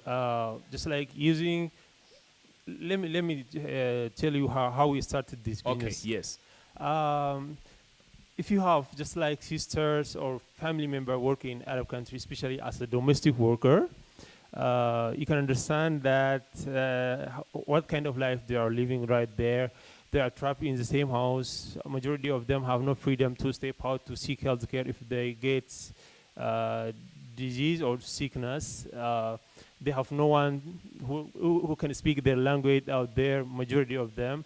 So they may not speak for days or maybe months, as no one speak their native language, especially I've just like experience for Ethiopian domestic worker out there. So we started to just connect them with health professionals, psychiatrists, psychologists, and medical doctors to speak to them using WhatsApp, email, just like that's what we have on our hand at that moment, and the Telegram, something like that, just like to make them communicate and speak to someone who can empathize them, understand what they're going through, and something like that. Just like, so we started and we served greater than 20,000 Ethiopian migrants in different parts of the world. Actually, majority of them are just like those who are working as a domestic worker in the Arab countries, Saudi, Dubai, and something like that. Then just like someone told me that there are just platforms in USA that have its own video call booking system and something like that. So why we don't try to just like develop such kind of platform that have its own payment, something like that. So that would be just like business, So we Googled, there are a lot of just like telemedicine company in USA and other part of the Europe and something like that. Then just we adopted and we have seen it, and we hired software developers and we made it, Then right now we are just like Afrima Wellness have its own booking system, payment options, and its own video call, audio chat, something like that. And it's international telemedicine platform, even if it is yet almost startups. So that's how we just like start the business, and we are impacted greater than 10,000 using Afrima Wellness, just like formal telemedicine or virtual healthcare platform, specifically tailored to this service so far within the last 5 months. Yeah. Oh, okay. Any challenges that you have faced? Because we've had a number of issues with the people working in Middle East besides the platform. Any challenges that you want to share? Yeah. Actually, as startups, we were faced just like there are different language speakers, especially in Ethiopia, around 80 ethnic, ethnic background. There are multiple, just like variety of language out there. So just like also there are just people who are not tech savvy and just like don't know how to use the digital platform. You know, majority of domestic worker out there is not literate enough. So we need to just like use YouTube and other platform to educate them to create awareness and how to use the platform and something like that. And there is just like the digital, just like they can't use, majority of them, they can't use the platform effectively. So that's the challenge yet. Okay. Yeah. Okay. Ladies and gentlemen, I think those are preliminary remarks that have come from the panelists. I want to open the floor. I was already told there were 9 minutes, but still, I'll want to have some questions that come from audience, maybe 3, mixture of male and female, to make sure I balance the gender, and then we close. Do we have another mic? Okay. Somebody to help with the microphone? I got you.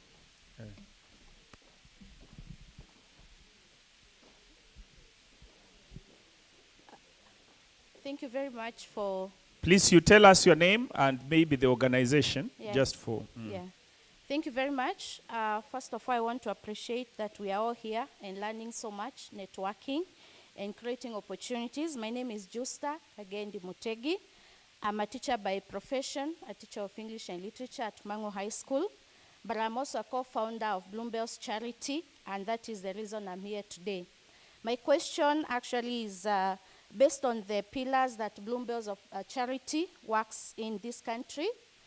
It's based on 4 pillars: the feeding program for children, WASH, menstrual wellness and mentorship, and digital literacy. Now, I think the question that I have, it involves digital literacy and business, because what we have been doing to the children in the rural counties of the Rakanithi and Homabay County, apart from providing food, building pit latrines, and providing menstrual wellness to them, we have partnered with Atrasian International to provide digital literacy to the children in these rural counties, because there's a very This is in Kenya? Yes, in Kenya. Okay. There's a very big gap in terms of digital literacy, children in urban Kenya and in rural Kenya. And that is what Bloomberg's, working with Atrasian, is trying to bridge. Now, my question is, for us, this is going to be the first program that we are implementing. And I wanted your advice, Tabingwa. You're very good in this area, but also the touch of the people who are doing business. Our aim is to equip these young children, those in junior secondary school, with digital skills that can help them set up businesses when they leave school, because the world is so much becoming digital. And I think at this point, even the curriculum is so much pointing towards that. So I want to ask if there can be maybe some advice you can get on 3 digital soft skills that we can use or impact to these young children that can help them in business. And also, if there may be some offline or low bandwidth business tools that we can introduce to them as we are rolling out the digital literacy program. Thank you.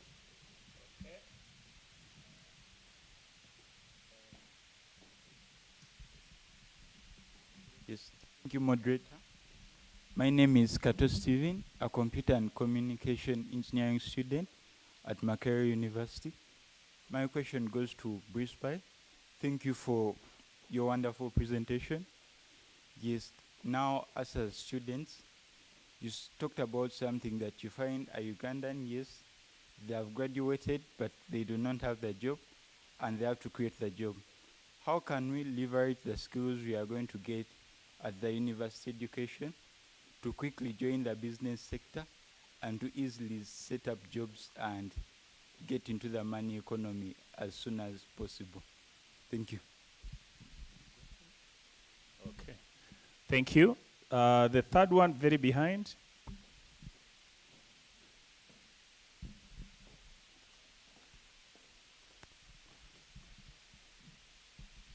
Thank you.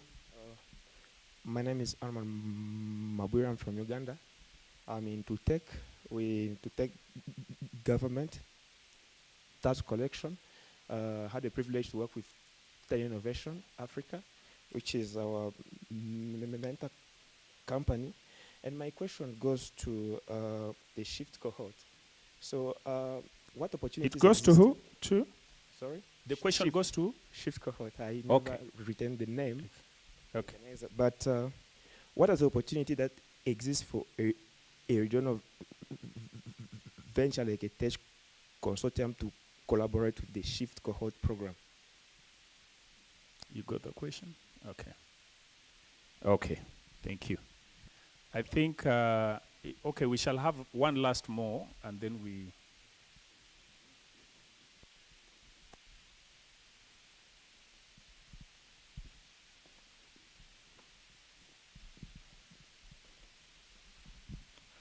Thank you. Mine is not a question, but just to thank the presenters for what they have done to us. My name is Fabiano Itonga Kanamba. Happen to be a teacher of Kiswahili and Christian religious education in Kenya. Apart from that, I'm also a principal of a school known as Muiro Muditwa Secondary School in Tharaka Nithi County. So I've come here for networking. More especially, that school has only 87 students. And being a public school, what the government provides is not enough for the students. So being a principal and in charge of that school, I have more challenges, especially when it comes to these young Kenyans who are there. They have no other facilities. The government provides, maybe sometimes they give out to the national schools. They forget about the sub-county schools. So you are there as a principal, you don't know what to do. You are sometimes even use your own salary to support these young students.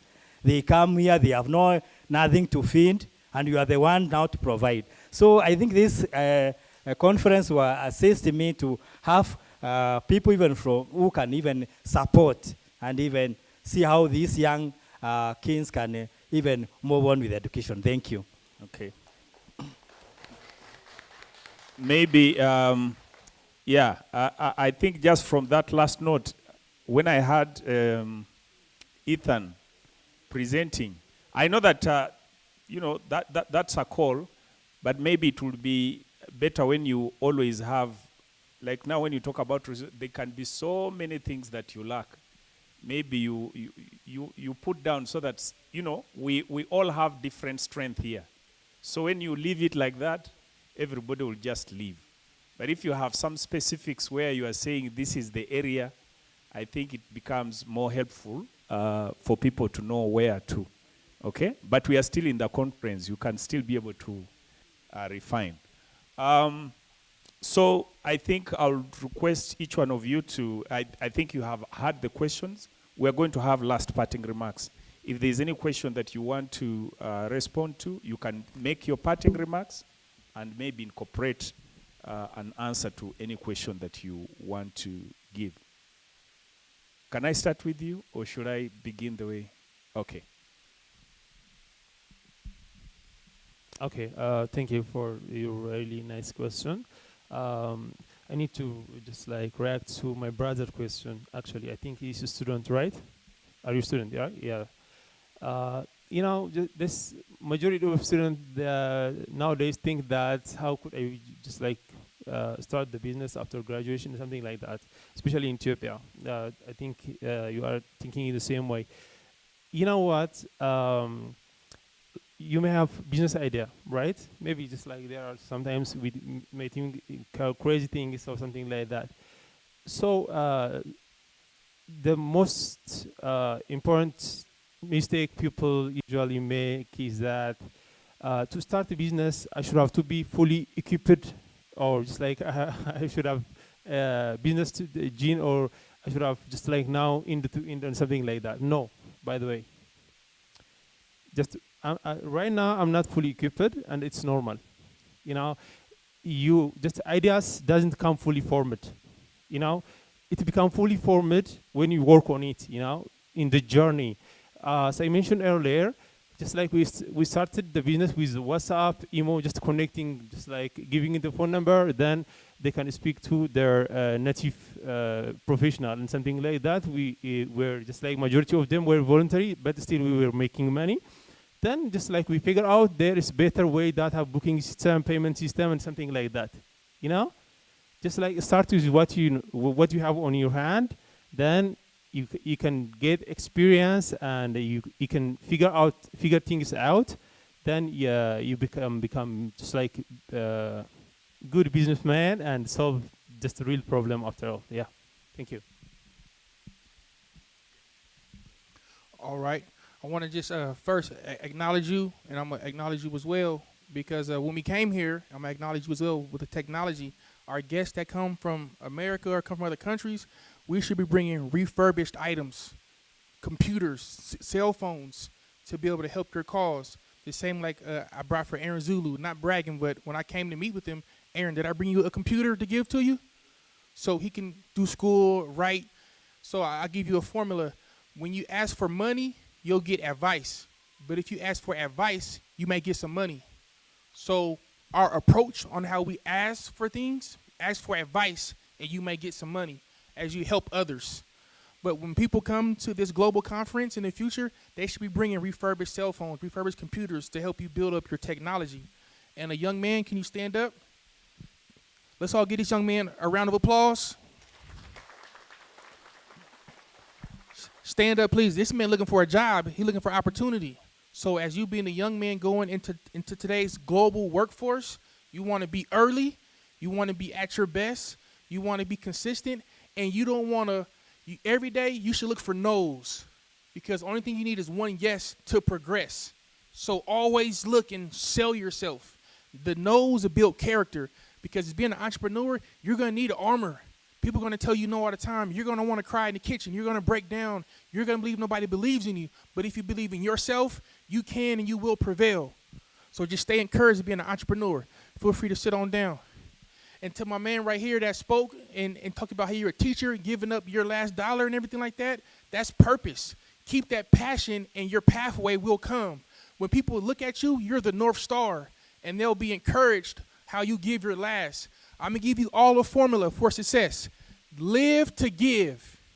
Live to give. If you're not giving, you're not living. And that goes in business, politics, and relationships. Live to give. Thank you.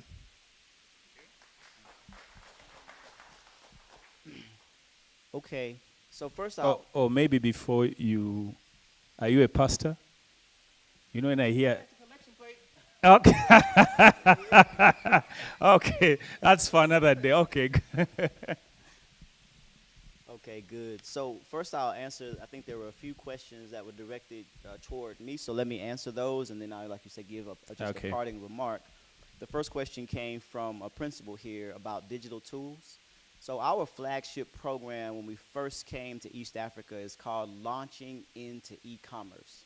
And so because that was the initial thing that I saw people doing business but not leveraging the internet. So I'd be happy to share more about launching into e-commerce, the curriculum, any way we could potentially work together, whether it be teaching students or training teachers to teach the curriculum. And it talks about, I think, simple tools that are digital that students can learn are automation. Automation allows them for the computer to be working for them when they're not there. Digital marketing, making sure that they understand the power and influence behind social media and the difference in each platform. And then, of course, artificial intelligence. And if I know it's scary to some people, but your competition is using AI, and it's allowing them to do 100 more things than you might be able to do. So these are some of the things we introduce people to through launching into e-commerce. And I have a brochure as well. I'd be happy to visit more once the panel is over. I think the second question came from this gentleman right here, and it's about acceleration. How could you accelerate your career post-graduating?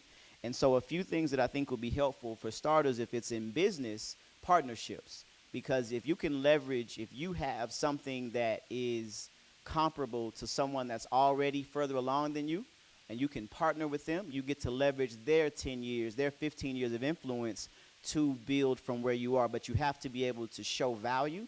You have to be able to articulate it very well. And another thing you can do is offshore work. That's the one thing that we've added into our ecosystem. is that we work with many small businesses in the U.S. that are looking for talent on the continent. So we prepare you for that type of opportunity where you're able to earn dollars and spend shillings, which is a winning situation, if you know what I mean. So, but even beyond that, the remote economy is very robust. So you can find remote work online, but you have to be intentional. So I would say to accelerate your growth, because you need money first, is one, partnerships, which would be able to leverage the expertise of other businesses that you complement, remote work or offshore work. But then finally, you might learn procurement. Understand the procurement process, because no matter where you are in your growth, someone is out there looking right now for 1,000 laptops, and they just need somebody to form a relationship with Microsoft, source the laptops, and then they will buy them. So procurement is something that you can learn, and you can do things that are very, very, very, very simple. You would be surprised. That would be my advice, to accelerate your growth immediately after university. I think the third question came from the gentleman in the back about collaboration within our ecosystem. And so I would say for that, I'd be happy to, if you would share your business profile, whether it be your CV, and you can send that to Ethan at shiftenterpriseacademy.com, or anyone that would want to contact me. It's Ethan, E-T-H-A-N, at shiftenterpriseacademy.com. For a faster response, you can send CC, Lena, L-E-N-A-H, Lena at shiftenterpriseacademy.com. Any email that you would share based on this presentation, please CC Lena. It'll be very helpful for the flow of things with us. And I think that was the gentleman here, the principal of the school, asked about a need-based question. And with that, it has to begin with some sort of assessment. Like you mentioned, the problems may be many, so we first come in and we assess, well, where do we currently stand? And from there, we're able to see, okay, is there a budget to go forward? And if not, how will we hunt together to go get the money? So it begins with an assessment, and I'd be happy also to mine that deeper. If you would just, I have a flyer, but you can send me an email at the email address I just mentioned, and that would be the best way forward. So with that said, I think my concluding remarks would just be that we do have our work cut out for us. The work is plentiful, but the workers are few. So hopefully we can take what we've shared today and what we've shared over the past few days, and we can not only not just feel good, but let's transfuse that energy into some sort of action. I've been involved in this type of work over 20 years. I like to say that so people don't think that I'm just 20 years old. I'm actually 43, and this is my life's work. And I'm happy to engage further with any decision makers that are in a position to make decisions that move the needle, because that's what I'm into. Thank you. Wow. So I think just before you go, I hope that, we're taking this conversation serious. I think part of the reasons why we dive deeper is to make sure that we make these connections meaningful.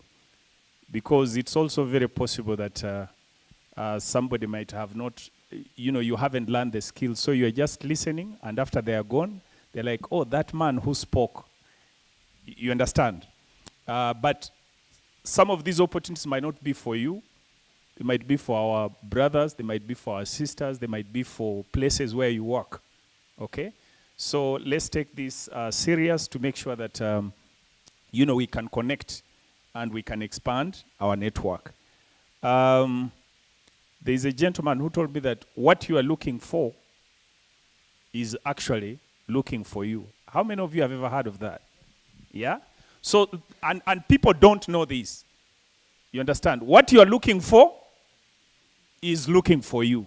But it's about where to find it. So it means sometimes if you're seated and you're not doing something and you're just maybe in the house, you will still not be able to see anything. But as you start making moves, things start opening up. I'm also a teacher, and I usually tell my students, I usually use two things. One is what I usually call bicycle riding theory, and the other one is swimming theory. And I use these two concepts to drive a point to young people, that there are things, however much you want, if you are not involved to provide the capital of who you are in the ecosystem, you will never touch those things because they are not meant for anybody other than you. Okay? And this point goes on how our brain works over certain things. Now, the bicycle theory dictates for anybody who knows how to ride a bicycle. Every person who knows how to ride a bicycle will give you their story of how they started, then they fell off. They always have that story. There is nobody who is going to tell you that, oh, you know, when I got onto the pedal, I just whatevered my leg and then I started riding. So you can't learn a bicycle. You can't learn riding a bicycle by somebody explaining to you how to ride a bicycle. You understand what I mean? So it's until you get onto the pedal, the brain gets distorted a bit, and that is when you learn until you start riding a bicycle. You also can't learn swimming by getting the best experts in the world to explain to you how to swim after they have explained to you, until you get into the swimming pool and have a personal experience. And remember, that brain is yours. It's not even your neighbor. You cannot tell a neighbor, now you see this person has explained, go into that pool, try for me. That's not how God has made it. So the whole point is that there are certain things, until you have a personal conversation or interaction to go on to your brain, then that is when they start occurring to you. And part of the conversation we're having here is that when we have these opportunities, when people speak about them, you do not network, you possibly will leave, and then you are still staying at the same point. But if you take these points serious, the next thing you realize, now I'm at this point, now I'm able to do this, and things keep on expanding, and you realize that life keeps changing. So to the young men and women, the entrepreneurs, Amand, I'm happy Amand Mabwire is my mentee. First of all, I taught him software engineering. And then when he was, I think when he started, he thought he had started business. So when he came to me, he said, oh, I'm already developing this. I said, go slowly. This ecosystem, have you even registered the business? Now he was telling me, now registering business, I can already build a software, I'm already coding. I said, that is very good. But the ecosystem of business does not survive on one skill. You will need somebody who can do accounts. You will need somebody who can do marketing. You will need to understand even the business where you're going, because you're not just going to walk into business and think things are going to run. But I'm happy that now they currently serving Ginger City, and they're doing their tax system. Okay? And I think that's partly how he was evaluated to get here. And now he's having a conversation with Ethan saying, okay, what can we be able to do? Now you can see how things start. From class, doing something small, you are in a conference, and then you are able to expand. But I'm happy. I want to thank our panelists. Africa is, we having university, very many university graduates who are doing, coming up with a lot of innovations. Please be very sure that your mailbox will be full. But when they are full, please look for these Scholar Media contacts. Okay? I am for sure, personally, I'm very sure, without fail, I'm going to get in touch with universities, identify innovations, and certainly be in your inboxes to see how we can touch base with Scholar Media to create that impact, because we are very intentional in that regard. Okay? Thank you, our Ethiopian friend, for all those innovations, and we shall still be in touch since we are all building these networks across Africa. You want to clap for the panelists. Thank you.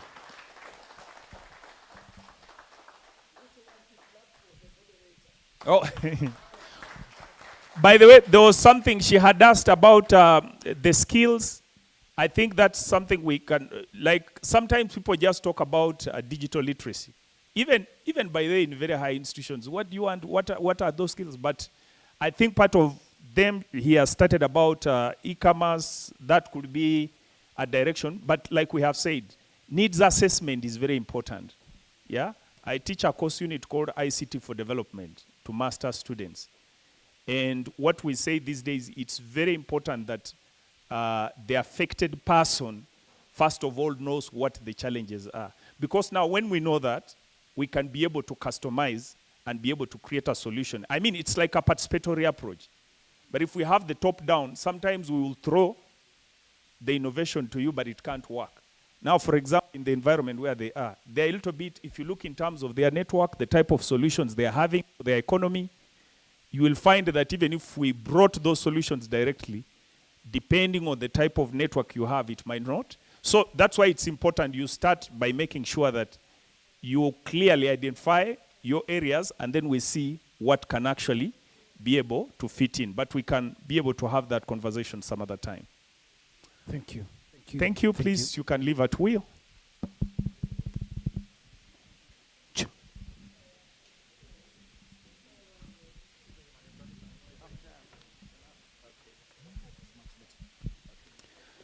Thank you very much, Tabingwa, and thank you, our panelists. I want us to do a very quick 5 factorial clap. Then we proceed for our tea. Are we together? Are we together? 5 factorial claps. Let's go. Starting from 5, 4, 3, 2, 1. Ready? In 3, 2, 1. Let's go.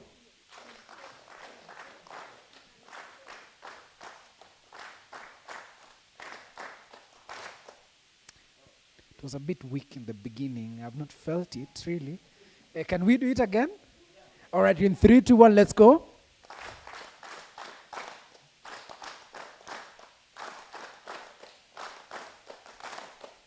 Thank you very much. We're going to break for our tea. We are not taking our tea from where we took it yesterday. Today we are placed at the garden right behind the hall. Let's be there, take maximum 20 minutes so that we can be back for another keynote speaker. I want to request that you pray for our tea if you are willing to. Please. Let us believe and pray. Everlasting Father, we thank you for this very precious gathering that you've enabled us to have. Thank you for all the insights that we are getting, the networking and the opportunities that we are creating to advance Africa and to make this place a better place for even our generations. As we go to take our cup of tea, we pray for your blessings, God, that it shall go to bless and build our bodies. This we pray, believe, and trust in the name of our Lord and Savior Jesus Christ. Amen. Thank you. We have a number of books at the table right next to the door. We have Prof. Emeritus with 3 books there. We have Ameria with 2 books. We have Oliver with another book there. There is a Kareri Girls book. So if you're looking to buy one, please talk to the lady at the table. Thank you.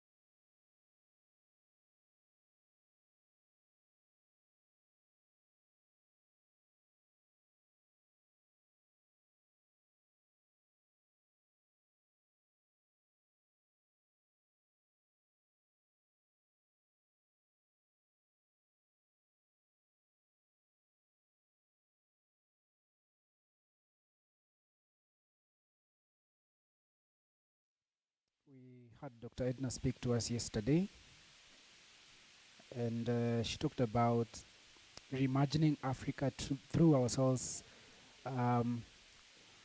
branding ourselves, leveraging on partnerships, and ensuring that we are keen with all the sectors across. So ladies and gentlemen, put your hands together for Dr. Edna Kangwana, who's going to bring to us the next speaker. Dr. Edna, karibu.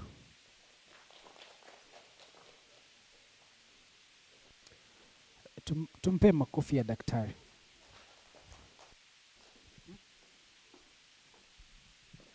We are not all. Can we give a minute so that those who are outside can just come in?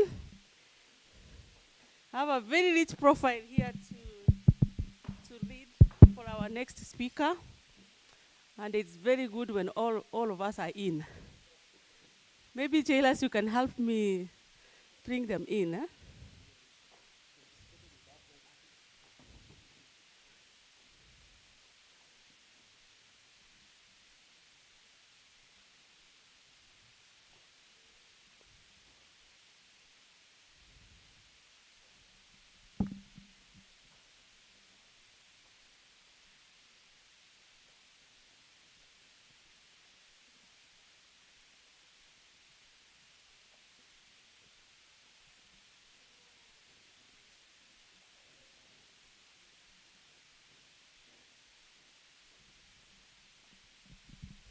Those who are outside, we have a minute. Is it a minute or a second for you to come in?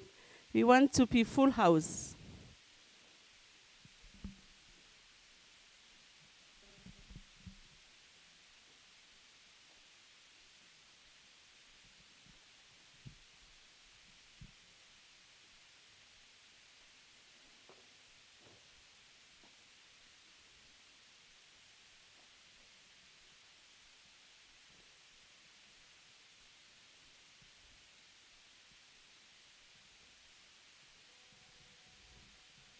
All our members who are outside kindly walk in.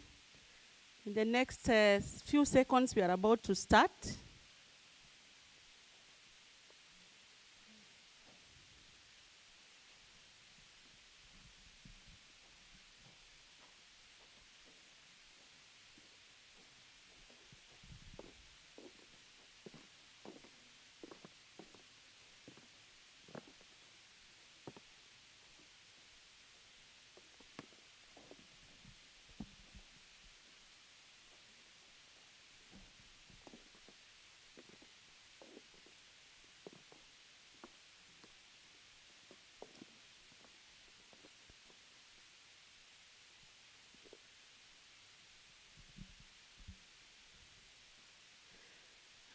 Because we have someone who can warm up the house for us, allow me welcome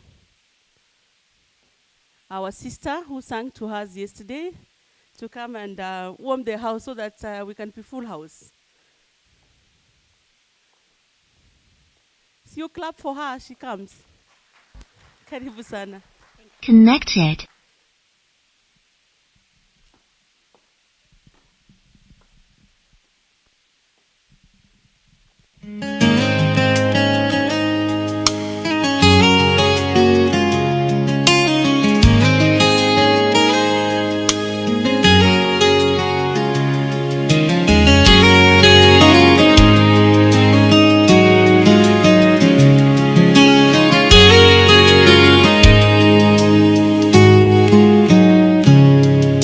I bring my sacrifice to you, O Lord and my God.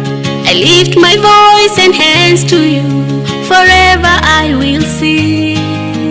I will call you my salvation, I'll adore you, O God.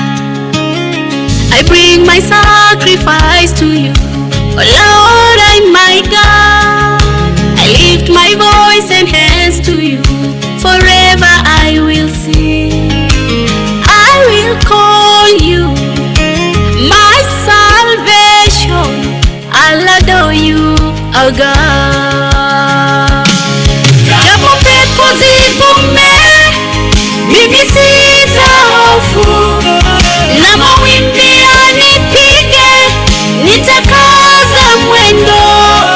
Viganjani mwako mimi ni salama, viganjani mwako mimi ni salama. Japo pepo zivume, mimi sitahofu, na mawimbi yanipige, nitakaza mwendo. Viganjani mwako mimi ni salama, viganjani mwako mimi ni salama.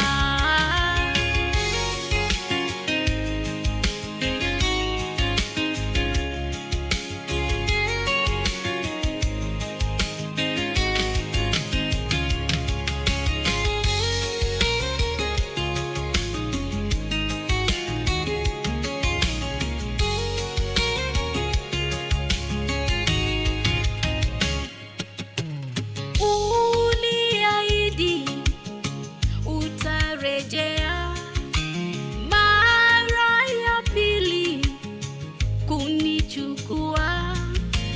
Niponye moyo, nipe utulivu, nikusubiri nikapumzike.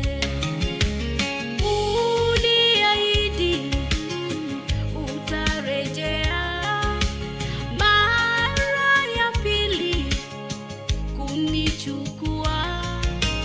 Niponye moyo, nipe utulivu, nikusubiri nikapumzike.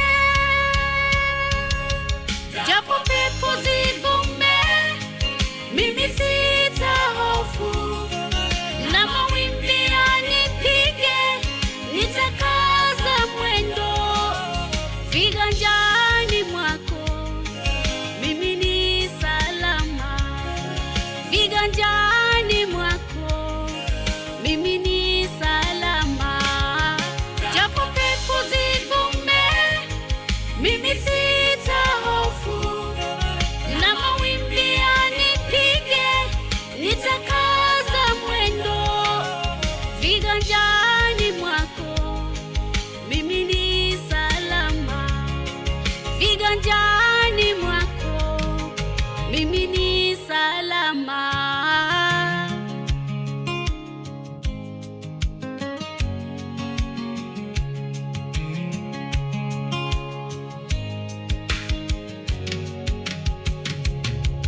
Though the raging storms come, I'll fear no evil, and I'm tossed by the ocean, I will never give up. In your hands, oh my Lord, I am safe forever. In your hands, oh my Lord, I am safe forever. Thank you. Clap for her. Thank you so much. That's so beautiful. Thank you. I think we are full house. I'll just proceed Disconnected. to introduce our next speaker. Our next speaker is a great leader from the United States. I happen to know him personally because in 2023 he honored me with the iChange Nations Mentor Leader of State, and 2 years later I invited him to my home county, Kisii, and he honored over 15 people championing mentor transformation, and a few of them are here. So it's an honor for me to introduce this great man. He's a CEO and a founder, creator of Mentor Leader of State, a distinguished international leader, traffic engineering specialist, gospel minister, motivational speaker, entrepreneur, disc jockey and published author, and has a passion for developing positive mindset, transforming communities, and connecting people across the nations through leadership, faith, and service. He's a professor, as I've said, and he has a number of other academic qualifications in ministry, including a degree in divinity, a master's in Christian leadership, and a number of honorary doctorates in humanities, also honorary doctorates as a Doctor of Philosophy in Humanities from the United Graduate Seminary International. Professor in the World Greatness University, USA, intellectual luminary of greatness, and he has different leadership appointments across the globe. First, as the founder and CEO of Mentor Leader of State, is the World Civility Ambassador by Change Nations. He's a Change Nations Global Representative. He's a Senior Advisor for Challenge Champions and Heroes globally. Official Advisor to HL Sir Clyde Livers, the President of Change Nations. He's also the Loyal Liaison Advisor to the Development King of Ghana. His work in service and leadership has been honored across the globe, including the 2025 Presidential Award winner, President Gilma World in Ethiopia, 2025 inductee, World Greatness University Hall of Fame in UK, 2025 inductee AP African American Black History Museum, quite a list, and World Civility Ambassador, and a number of other honors. He is an established author, as I said, and he has a book called Free Your Mind. This great man has traveled all the way from the United States of America to come and speak to us on a topic, mental transformation. Kindly put your hands together for none other than Professor Michael J. Freeland, Jr. A better clap, many claps as he comes. It's a great honor, sir, to introduce you to stage. Welcome. Thank you so much. It's good to see everyone here today. And I'm happy because I get a chance to see all of the people who have developed a vision that God has given us. It's a great day for many reasons, but today I want to say free your land. The book is titled Free Your Land, Developing Your Mental Real of State. Let me help you quickly because I have not much time. Free your land. You notice that my name is Dr. Professor Michael J. Freeland, Jr. Let me tell you something, how this works out. There was a man who was sold into slavery about 100 years ago in the United States. He was sold into slavery, and as he was in slavery, you know also that the southern states were the slave states. And in the slave states, you know, the master was the white man, and the white man did a whole lot to lynch black people. They hanged black people. They put dogs on black people. But this man was somebody who was different. He went into slavery, and he had to go through and endure the tortures of slavery. They whipped his back. They put the dogs on him.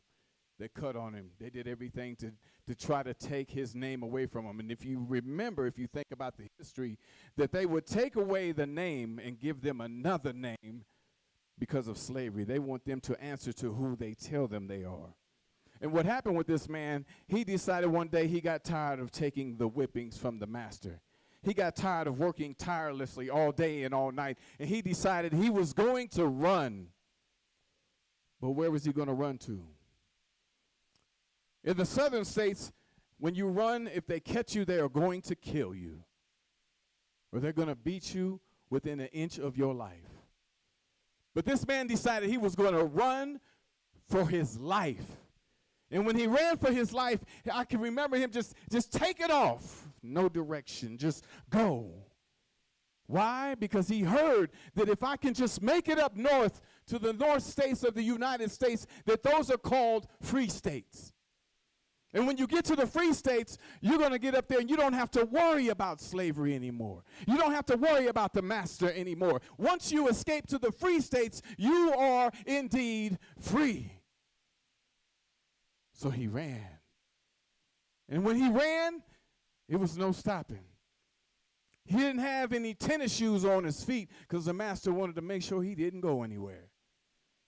So he went by foot from one state to the south. We're talking about southern states, Alabama, Mississippi, Georgia. We're talking about southern states. And he ran north. So far north that he endured we're not just talking about a run. We're talking about going through the woods, the water areas, the animals, the nighttime. There's no blankets. People are trying to sleep, and he's sleeping under a tree on the ground, just hoping that no one would see him. And he escaped. And he made it by his own feet all the way to York, Pennsylvania. He realized that he made it to the free states. And when he made it to the free states, the first thing that he did, when he made it to the free states, the first thing that he did is that he changed his name. He will no longer be called what the master decided to tell him his name was. He didn't know what to say. But he came up with something very clever. Because when he landed in York, Pennsylvania, and in the United States, in the free state, he changed his name to Freeland. So I personally am a descendant of my great-great-grandfather. Free your land. Mental real estate was created because we want to help people understand the perspective of thought and what it takes to get from point A to point B. Now, it's funny because if I ask just two people, let me know when we were kids, do you still remember what it was like when you was a child? Talk to me, y'all. Say yes, talk to me. You still remember when you was a child? Now, when you was a child, do you remember the times when you was at an age you said, when I grow up, I want to be? What did you want to be? Tell me. A doctor? A lawyer? A politician? Are you a politician? Here's what I love about this. Is that when we talk about mental real estate, we talk about all of the things. Remember as a child, the things that you said you wanted to do. How you wanted to grow up, and I can remember as a child, I wanted to be Superman.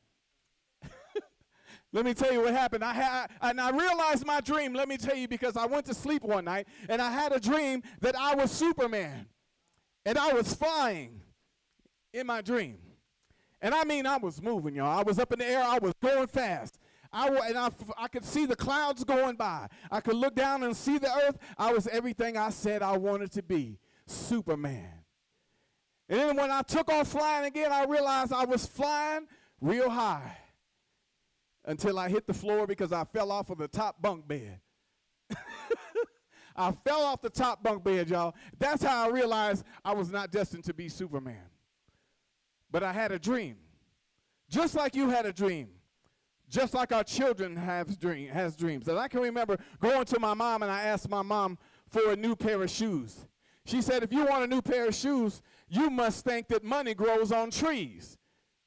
So she said, if money grows on trees, there's two things I want you to do. First thing, I'm going to let you know, if money don't grow on trees, I'm going to tell you what does grow on a tree. A switch. So if you don't get out of my face talking about me spending money on some shoes, I'm going to take a switch off that tree, and I'm going to whip your behind. My mom taught me a valuable lesson. But let me tell you something about a dream.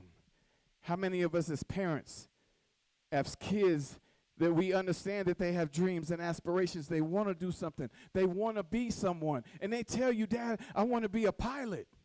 Mom, I want to be a nurse. I want to be a surgeon. And what do we do with this information when they say that? Now, let's be honest. It's hard raising a child. But it's even harder when you're in poverty. It's harder when you don't have it in your pocket to give. It's harder. So what do? A lot of times when they come to you and say, look, I want to be a doctor. Dad, can you send me to medical school? The first thing you're going to say is, where are we going to get the money from? I don't have it. How do you expect me to support what you want to do? And we can barely eat. So get out of here with that idea. And the minute we do that, we take their dreams, their aspirations, and we stick it in their pockets. And they walk away. And sometimes they never believe again. Mental real estate is helping you understand the perspective of thought. Because although these children have dreams, because they can't be realized through our eyes, does not mean that their dream goes away. It's very important that God gave them a vision or a dream for something. Who are we to take that from them? And this is what mental real estate is about, helping them understand that thought, that perspective, and why it's so important. So let me give you a few key points to transforming your mindset. Follow along with me. We're going to identify the challenged beliefs. Spot the old voice. Notice when fixed or negative thoughts take over. Pay attention. Now examine the roots when we're talking about the key points to transforming your mindset. Examine the roots. Understand where your current beliefs and past habits started. Now with that, we're going to question the limits. Why not? Ask if your limiting beliefs are actual facts or just old fears. Sometimes we move in fear, y'all. You question your limit, but maybe it's because you're still scared. But let's move on. Shift your perspective. Use the word yet, Y-E-T. Change I cannot do this to I cannot do this yet. See, sometimes you have to claim your own destiny, even when it's hard. Nobody said that the road would be easy, but you guys understand what I'm saying. I don't believe what he brought me this for, to leave me. Now we're also talking about welcome challenges. This is what you need to do, transforming your mindset. Welcome challenges. Treat obstacles as chances to learn rather than reasons to quit. Wow. Reframe failure. See mistakes as feedback that helps you to get smarter.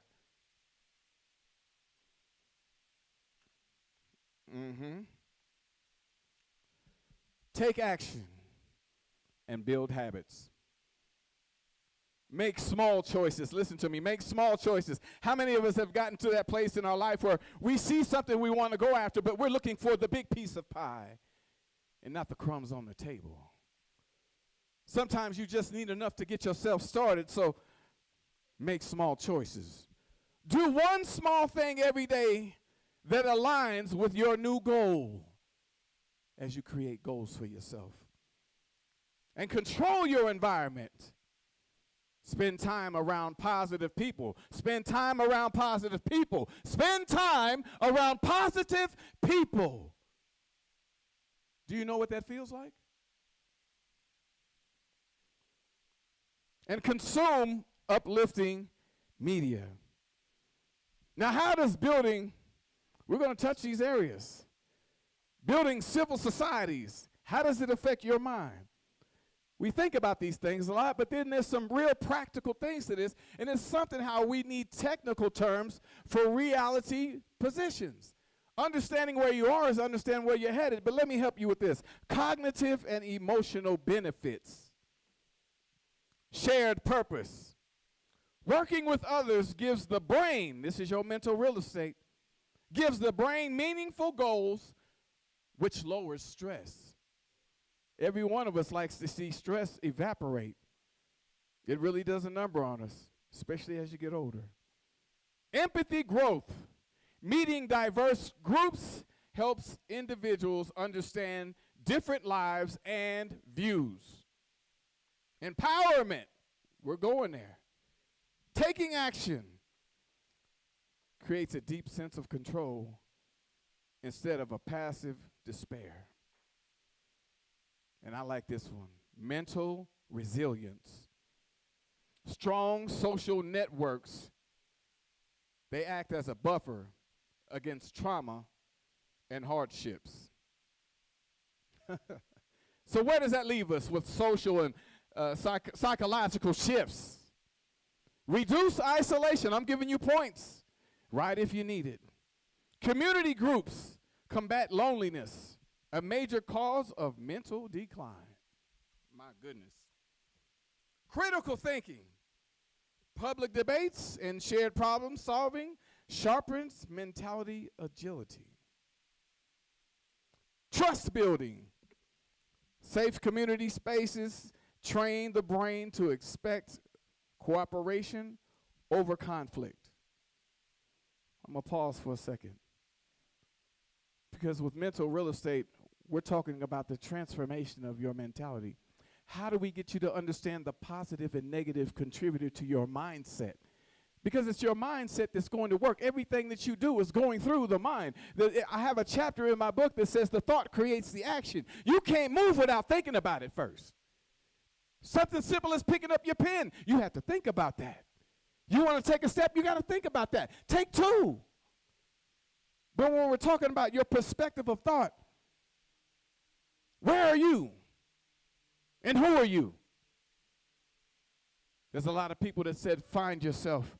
Understand who you are. Know who you are. How many times have we heard that? Know who you are.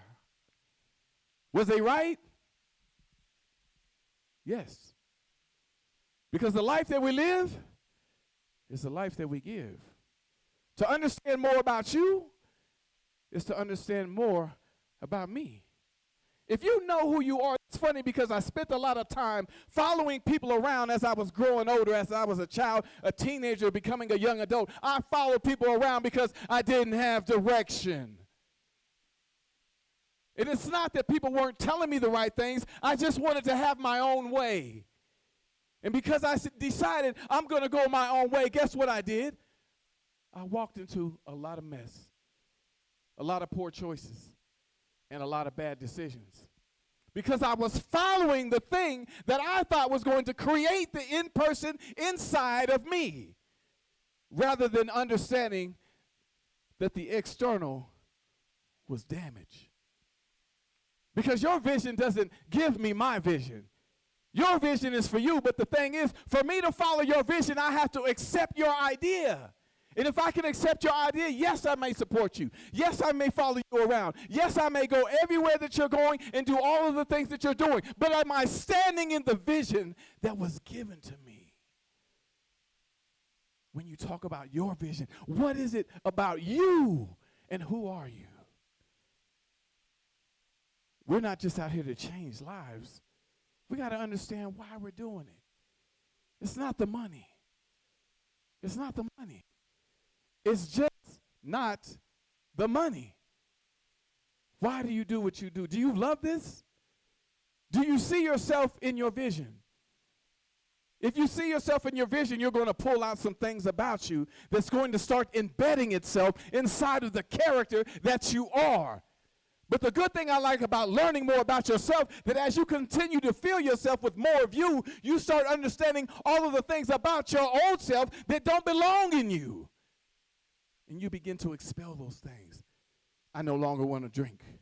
I no longer want to have alcohol. I no longer want to party. I don't want to stay all night. I no longer want to gamble and go to the casino. I no longer want to steal from my friends and family. I no longer want to do that. But let me tell you something about mental real estate. It gives you an opportunity to be exactly who you're created to be. Free your land, developing your mental real estate. That's funny, because when I talk about the real estate, the first thing somebody says is, oh, you sell houses. Y'all think I'm a real estate agent?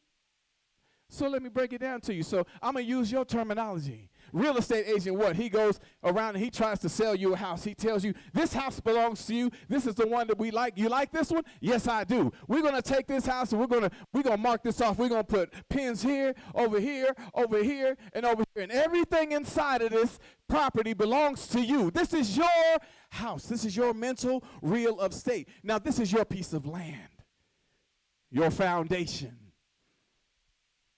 Now, what do you do with your foundation? You develop, right? You want a house?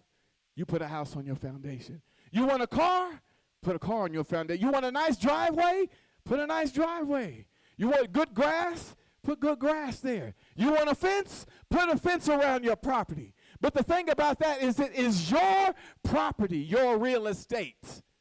And when it's our real estate, we don't let nothing, don't do that. Don't come over here. It's my property. And the thing about my property is this, is that I'm your neighbor now. I'm your neighbor now, and I'm that person that lives next door to you that you can't stand. Because every day I'm out here throwing trash around. I'm out here throwing away all the things that don't matter, all the things I don't want. I'm throwing them around. And guess what happens? One day I realize there's nothing more I can put in my yard. There's nothing more I can get inside of my own property. So guess what? You're my neighbor now. So I'm going to come over to your place and I'm going to knock on your door. Excuse me, sir. I realize you're my neighbor and I live next door, but you have such nice property. I hate to ask you, but I was wondering something. I have a lot of things over there that I just can't sort out, and I can't manage all of the things that I have on my property. I was wondering if you could allow me to take some of the trash and the things that I no longer want, and if I could just put it over here in this area of your property, I would really appreciate it. Now, if you have worked so hard for your property to look the way it is, to have what is on it, if I come to you and I offer to dump my trash into your property, what are you going to say? Y'all better say it like you mean it. What you going to say? No, right. You're not going to let me bring my stuff over here and dump this stuff in your property? My trash, the things that don't belong to you? So let me ask you the question. Why do we allow people to do the same thing with their hurt, with their anxiety, with their stress, with their depression? I just told you this is your mental real estate, your real of state. The state of what? The state of your mind. And when you deal with the state of your mind, there are times that we move forward, there are times we move back. But during some of those times, you're going to encounter people or individuals or circumstances that come into your mental real estate, and it sits down on your property. Now what do? You're dealing with the hurt, the past traumas. You're dealing with it. We can sit right here. Ain't nobody in here exempt. We've all dealt with it. Or we still deal with it right now. What do you do? Because let me show you, just as this podium is sitting right here, this will represent all of the things I've dumped on you. I brought you all my problems. I brought you all my bills. I brought you all my stress. I brought you all my anxiety. Isn't it something when you realize somebody who comes to talk to you about their problems leaves you with the bag and they feel better when they leave you?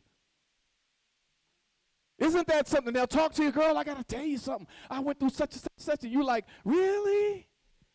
Tell me more. And they empty the whole bag and tell you everything they're going through. But what you don't realize is that when they drop off that load, it's going right here. And a lot of times you find yourself wondering and thinking about the subjects that you just spoke about with somebody else that had nothing to do with your mental real estate.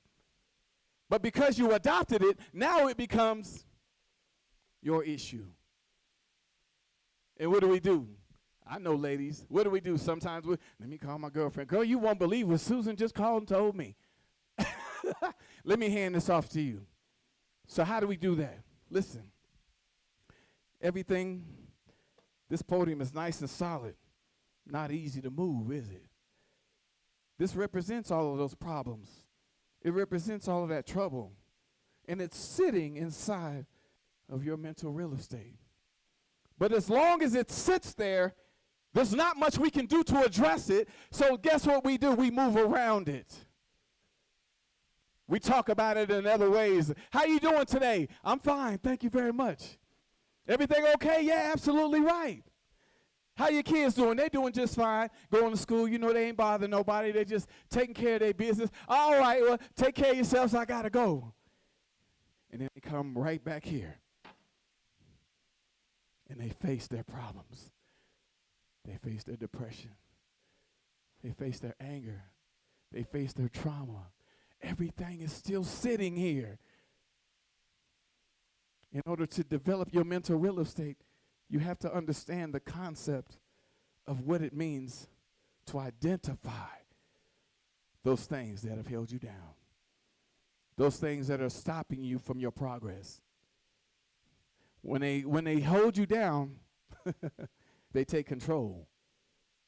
When they hold you down, they take control because there's only so much you can do. Isn't it something what a free mind could do when you operate with the total freedom of knowing I do not have to worry anymore?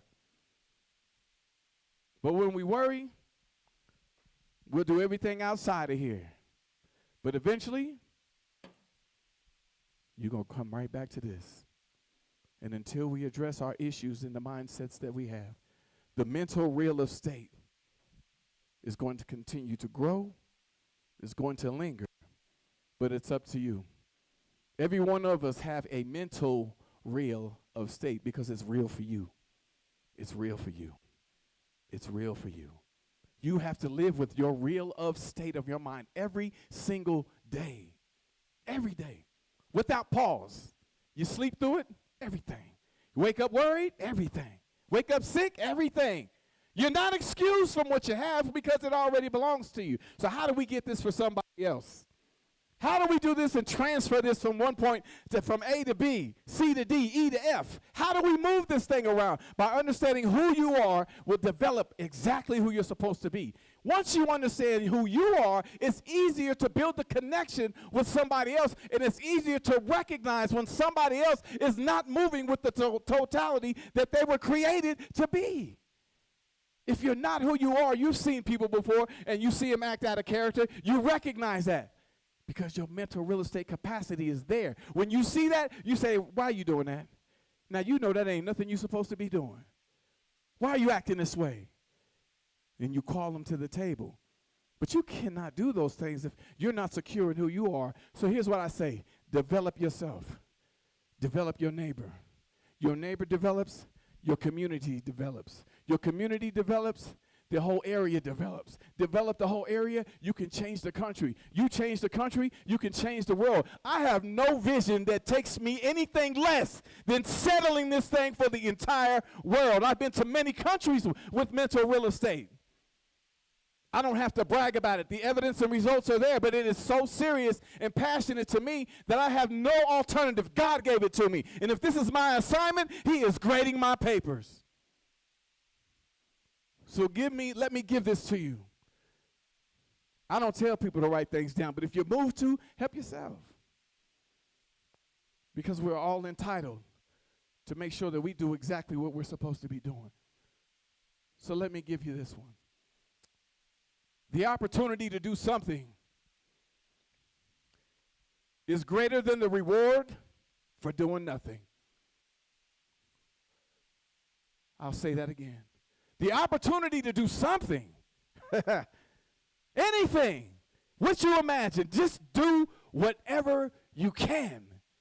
If you have an opportunity to do it and you pass it up, shame on you. Because the opportunity is there for you to do something. But what you don't understand is that it is greater than the reward for absolutely doing nothing. Woo! You can't be proud of that. Because you had the opportunity. And with that said, your mental real estate is very important to me. It's very important moving forward from this point. Everybody here has a vision that they have. You wouldn't be here if you didn't. You wouldn't speak on it if you didn't believe in it. There's a such saying that says, say what you see until you see what you say.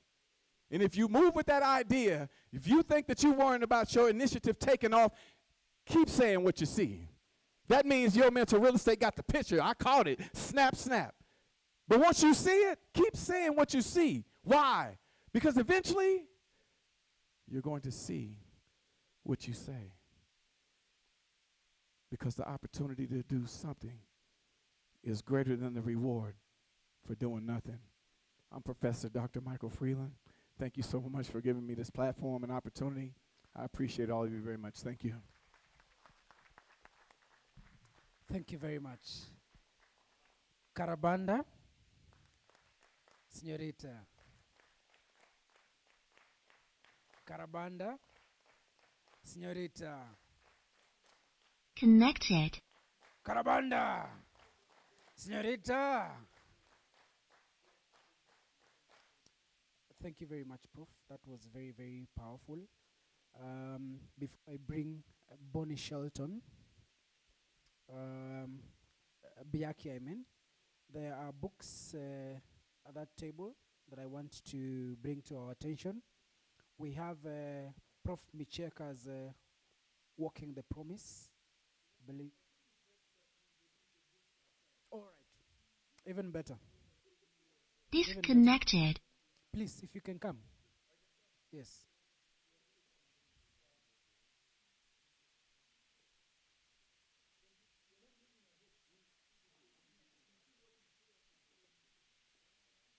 Connected. Prof, tafadhali.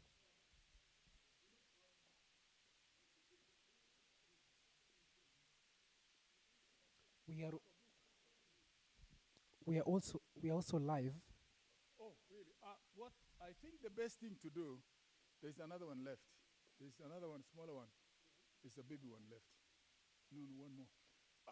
My name is Micheka, and I do a lot of publications. And really, being a scholar, a meeting of scholars and a meeting of ideas, I would like to introduce the books that I've written that can actually assist us in our daily lives. One, this is almost a compulsory secondary school book, grade 10 to 12, that will be in literature.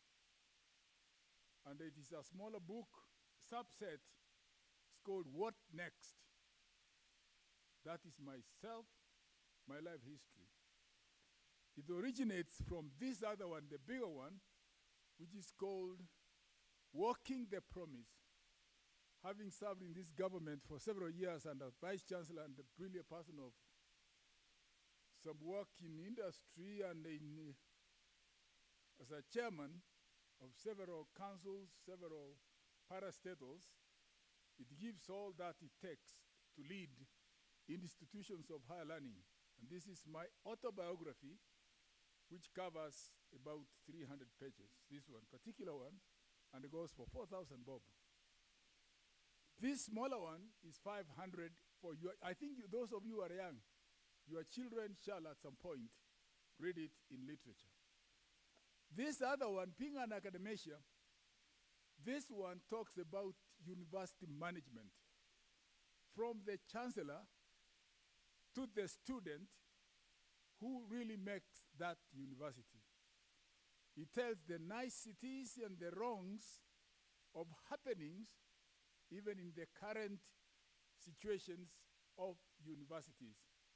The answers are here, and the reason why you have a chancellor, chairpersons of council, way down to the student and deans and chairmen, is explained very explicitly to allow for the management respect of universities that are really tipping down in ways of management, and it goes for 500 bob. This other bigger one is our book on environment. You may know those of Kenya who are in Kenya and actually Uganda, because he's here to testify, that our National Environment Management Authority was led by me one time.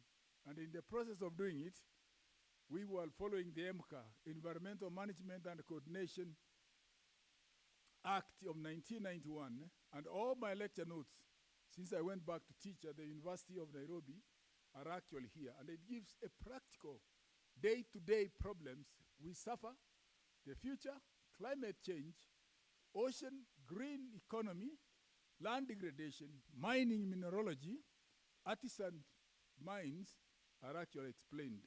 So they are all available. And there are three more that I didn't bring actually. There's one on the East African community when I was the chair of the Inter-University Council for East Africa. Myself, Muhika Tulia, and a gentleman called Maga wrote that book, and it's available in the Inter-University Council for East Africa. The other one, which I wrote a long earlier, is on the education of the Trails of an Academician, published by the Carnegie Corporation of New York. That one you can't get.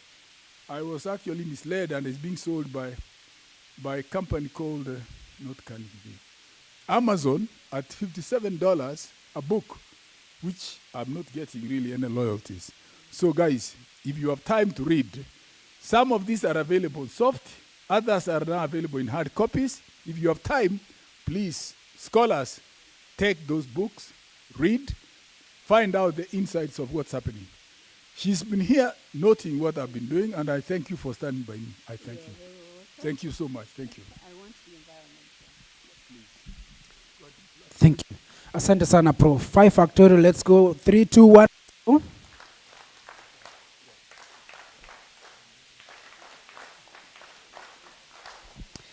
Thank you very much. Let's now have this youngster called Oliver Mercy Atim.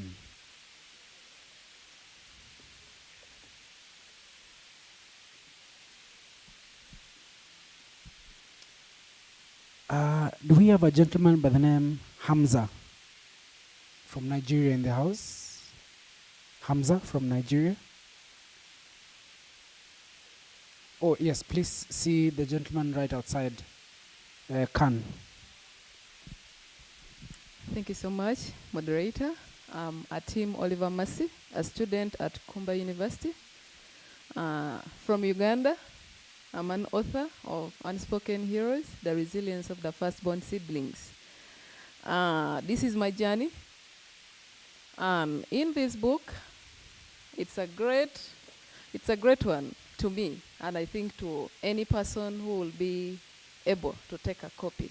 So it talks about the journey of a firstborn. And before I go ahead, can I know anyone who is a firstborn in the room? I may be speaking direct to you. And anyone who is a lastborn or maybe in the middle, but everyone looks up to you.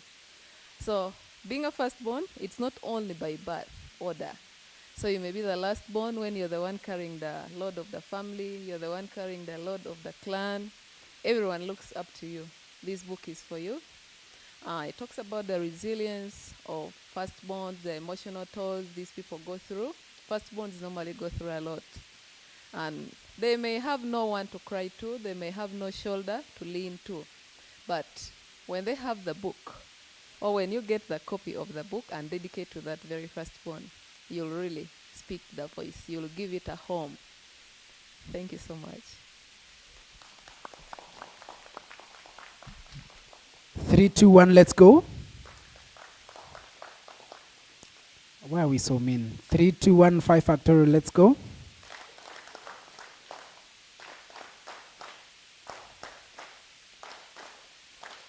Thank you. Let's have Momo, please.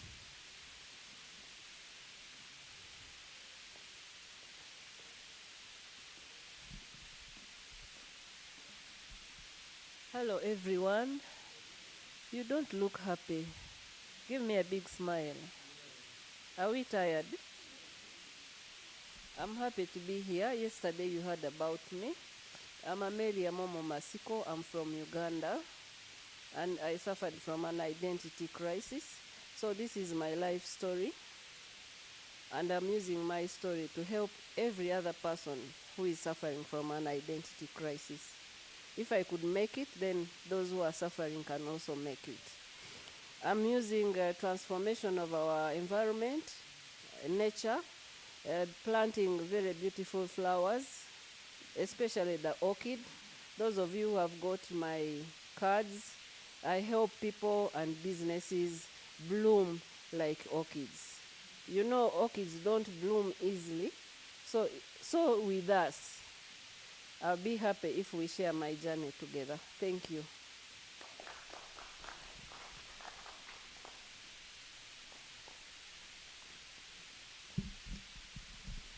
Thank you very much. Let's have Nyakenyanya Japheth.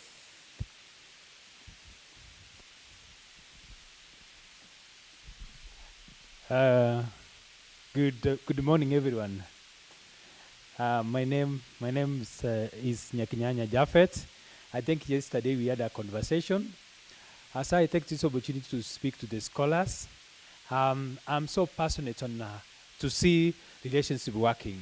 As you can see, I've done three copies, but one that is ready we have it is about love beyond currency. When we talk about love beyond currency, here we don't not only talk about currency. We talk about what can you give apart from currency. what can you give in a relationship? I see there's a lot of narrative that's going out like you have to give money or what. Yes, money is important. But apart from money, what else can you be able to do? In this book, I discuss about even as an individual, in a relationship to work, you need to understand yourself. You also need to understand about even the attachment style. In this book, I've discussed about the styles that as an individual you can use to attach to somebody. I've discussed about secure attachments. I've talked about even avoidance, how avoidance, this kind of attachments, how they can affect your relationship. Let me just give you an example. For example, you can get a person who was born in a family whereby because he was not given enough love, so when this person grows up, you get this person is all about, he knows about love, is all about avoiding. When something happens in a relationship, they just treat it about avoiding. Not only that, when you talk about secure attachments, whereby when you see issues in a relationship, it is not about, for example, it can be maybe it is a conflict. It is not a threat. It is something that you need to learn how you can deal with a conflict in a manner that you can grow in a relationship. And another thing I want to talk about, in a relation to work, I want to say that conflict management is very important in a relationship. In my book, I've been able to discuss about the styles that you can use to manage a conflict in a family. So that's a conflict to work. I've also talked about emotional intelligence. How can you be able to regulate your emotions in a relationship? These are some of the things that in a relationship must be very important. We talk about emotional, we talk about conflict management. If you know that, and then I tell you, we can be able to build a relationship. There's another book that I don't have here. It talks about a father. You see, in the current we are living, most people, what I'm trying to do, myself and my work, what I try to do is all about to change a narrative. You see, most of the families, they are lacking a father figure. I want to talk about the book I've written. It's all about how can we be able to see a father as somebody who gives emotional support to our children. So I want to talk here in that book that is going to come very soon. I talk about how can we be able to do co-parenting. Instead of, for example, divorce has happened, separation has happened, how can we be able to build the families whereby we support the father? Thank you very much. Thank you very much, sir. Yes. Leader, and the challenges you face and how you can be able to overcome it.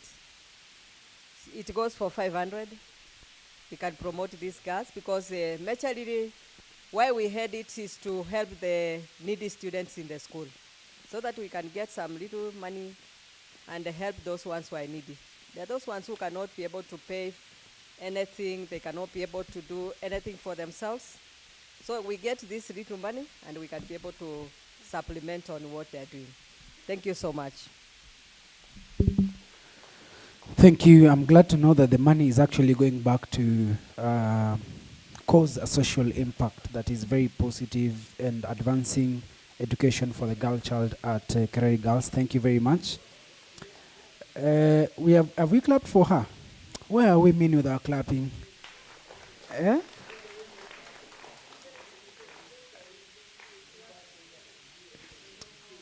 Okay. 3, 2, 1, let's go.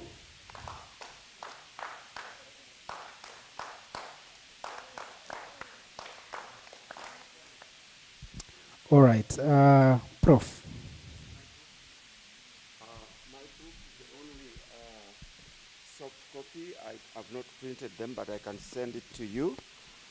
It's called Innovative Technologies for Managing Africa's Natural Resources and Infrastructure. So I'm covering the technologies which we can use to get our minerals, the technologies which we can use to manage the Earth's surface, like I spoke to you yesterday, mainly based on satellite technology. So I can send you that book, especially for your students, but also your children at home, such that they can know the technology we need as a continent. For those of you who need this book, it is $100, 100. And once I send it to you, you must have a good printer because you may have to print once and you can't print again. So I'll give you my card, and then for this, I'll sell it at $50 for this conference for people who have been here. So I'll send it to you electronically. Thank you.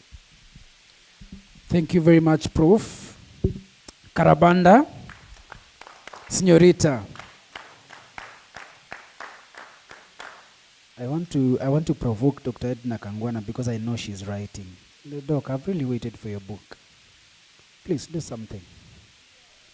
I'm ready to MC the launch of the book. Please do something. All right, I want to bring to us Dr. Ken Bosire, who's a seasoned writer and is very keen with preservation and enhancement of our culture. Karibu sana.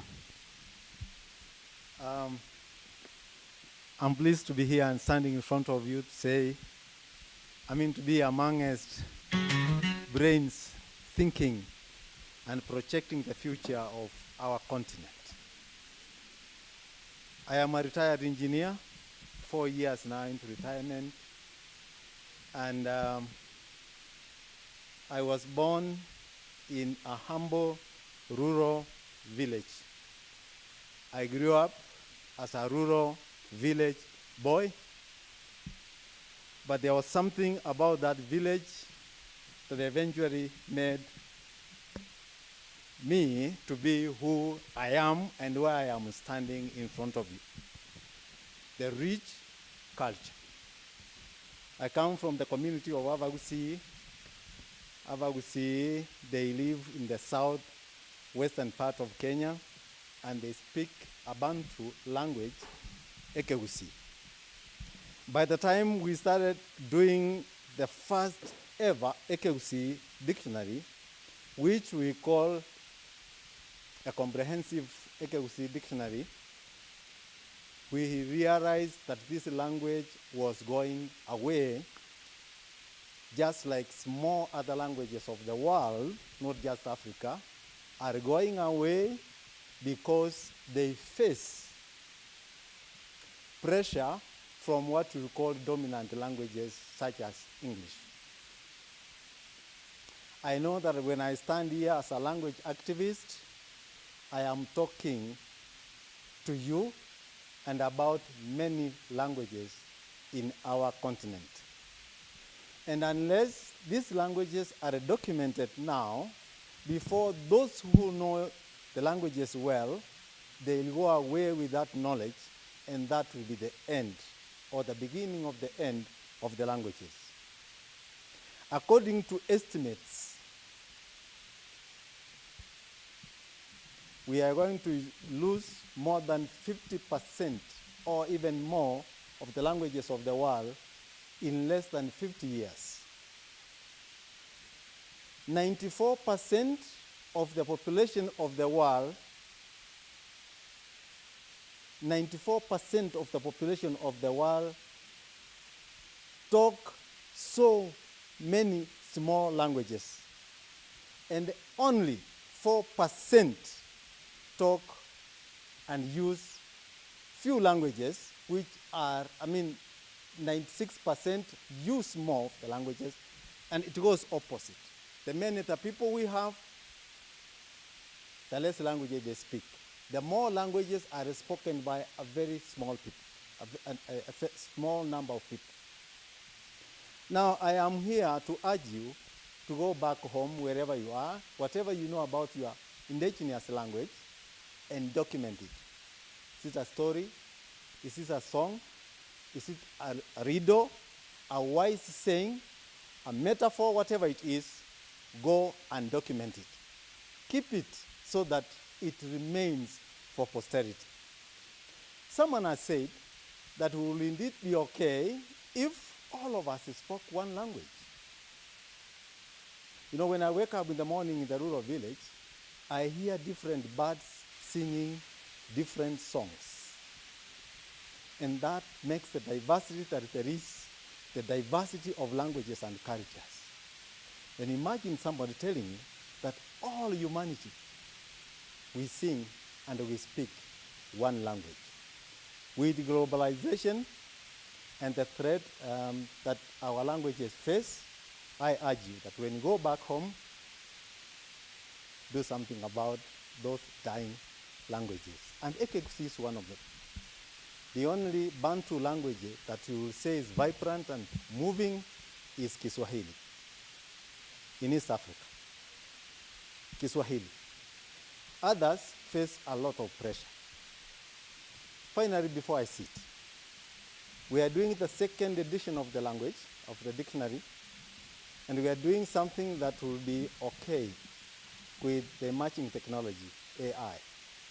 And I'm encouraging any one of you who knows anything about the Ekekusi, please contact me so that we'll add that part also in that write-up. May God bless you.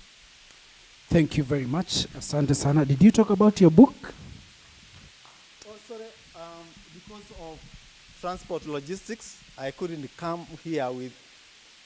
The written books are huge. I mean, yeah, it's a big volume.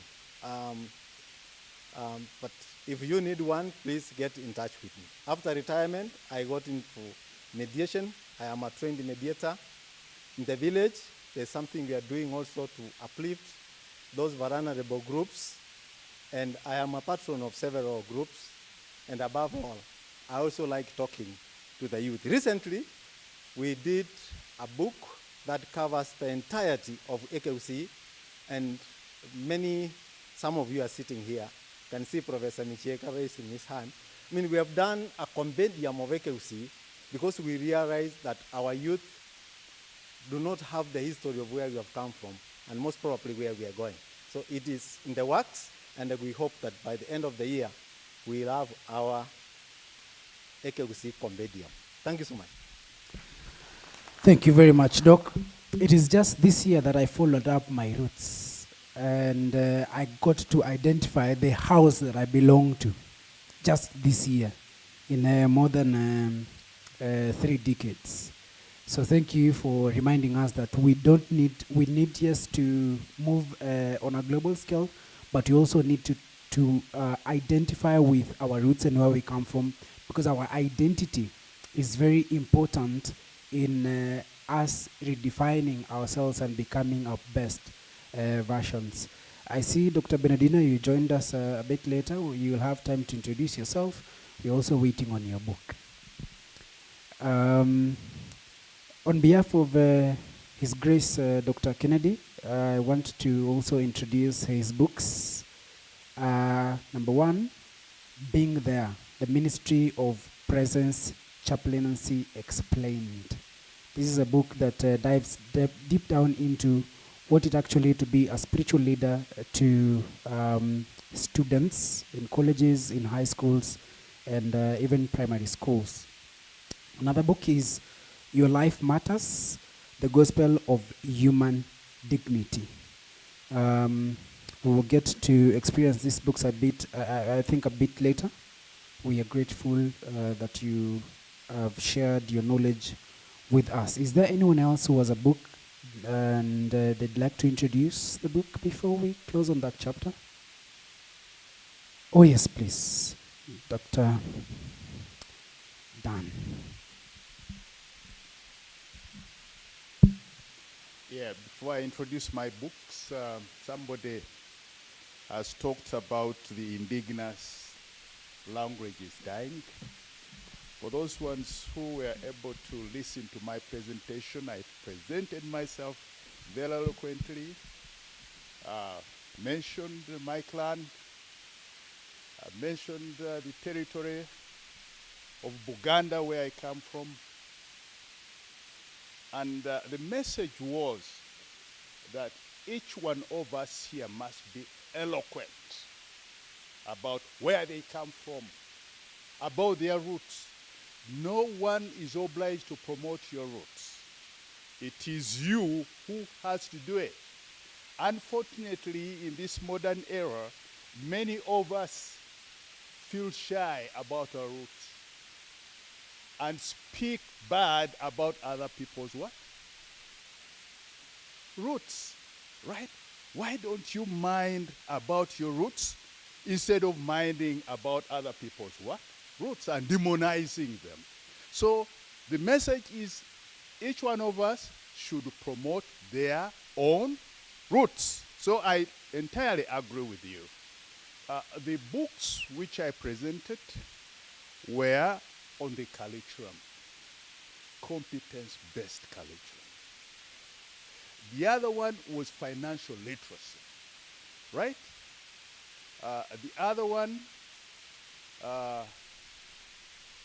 was on strategic exit from the neo-colonial system, right? Those are very, very important books, which I have written very profoundly as an economist, who is both a philosopher and with a deep knowledge about political economy. And these books will be available in the conference which we are organizing in Kampala. Thank you very much.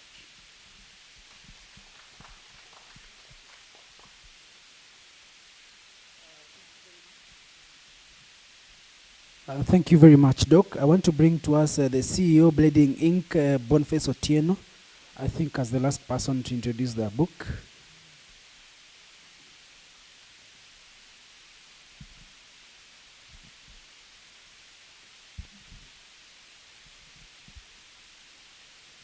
Thank you. Good afternoon, everyone. Good afternoon. My name is Boniface Okinyi, the CEO of Bleeding Ink Publishers. We've never agreed with Jairus here whether I'm a Gen Z or not. But anytime I come on stage and tell him and remind him so seriously that I'm a Gen Z, we will agree on that today. I have written a number of books myself. While I make other people's books, I also write. So my first book was Wicked Agadapidi. It's a book on dynamics on modern marriages, mostly relationships, power that are shifting, disagreements, women not understanding their place, men not understanding their growth, and therefore I wrote that book, Wicked Agadapidi. It's a long argument on that kind of conflict. And then recently we did another book, Voices of Drizzles. Those are poems on environment, power and poetics of African eco-poetry. The latest book, which is hot off press, is Tumetenga.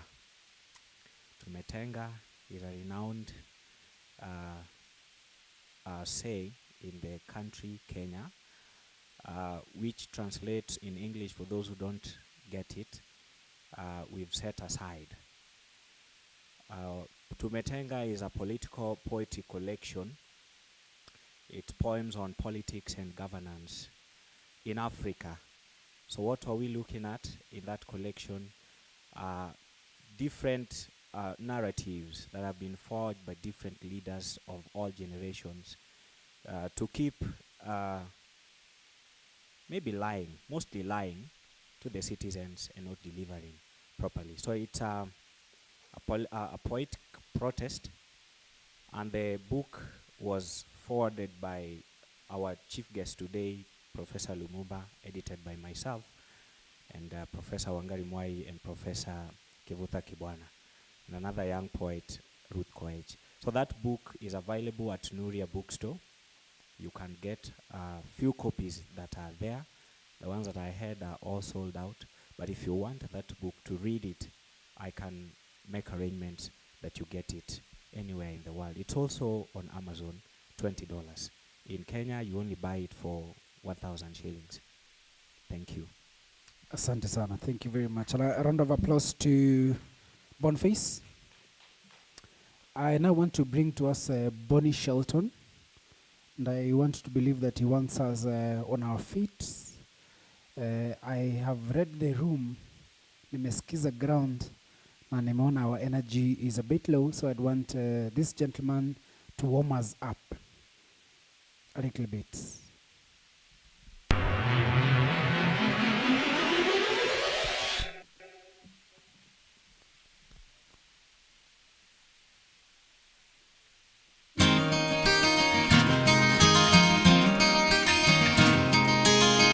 Can we all stand? Get a partner We want to dance a little bit.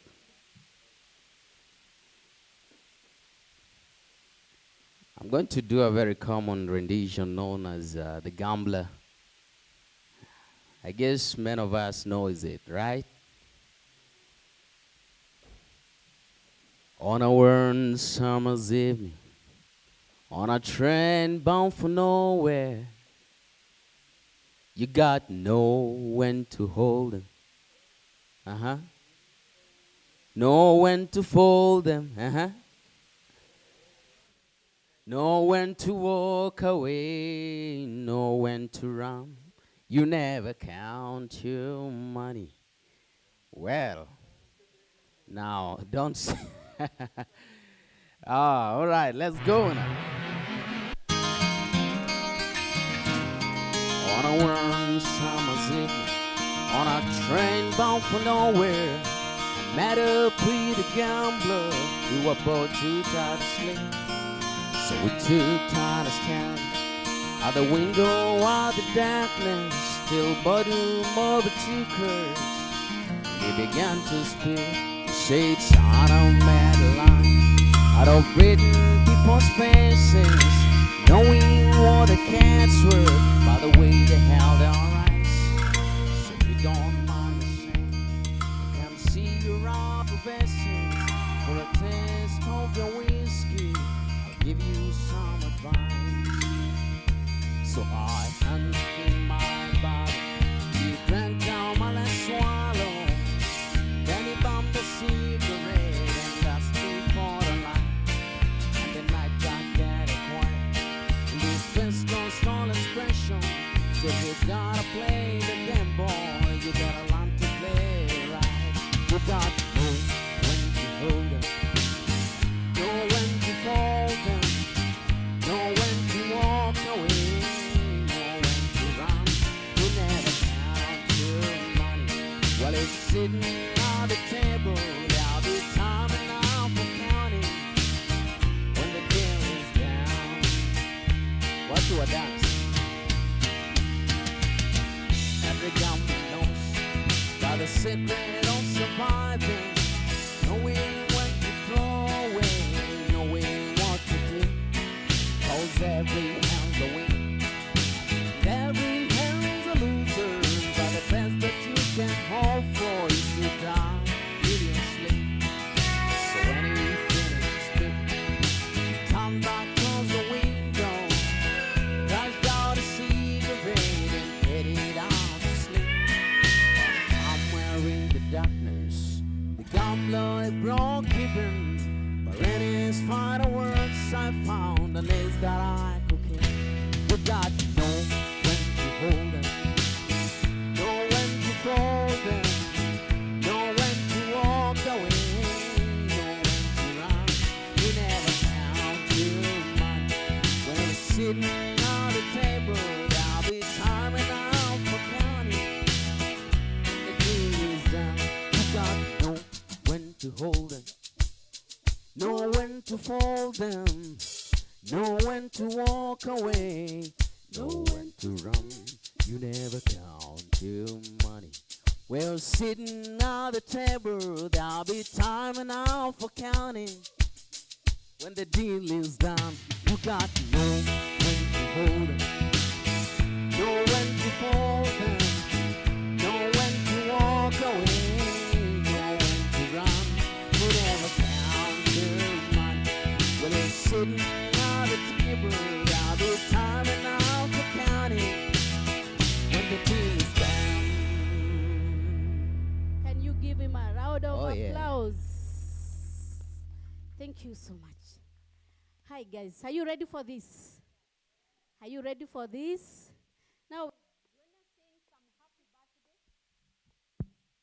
yeah, one of us, a great woman, a mentor, and somebody who has inspired men and made sure that our minds are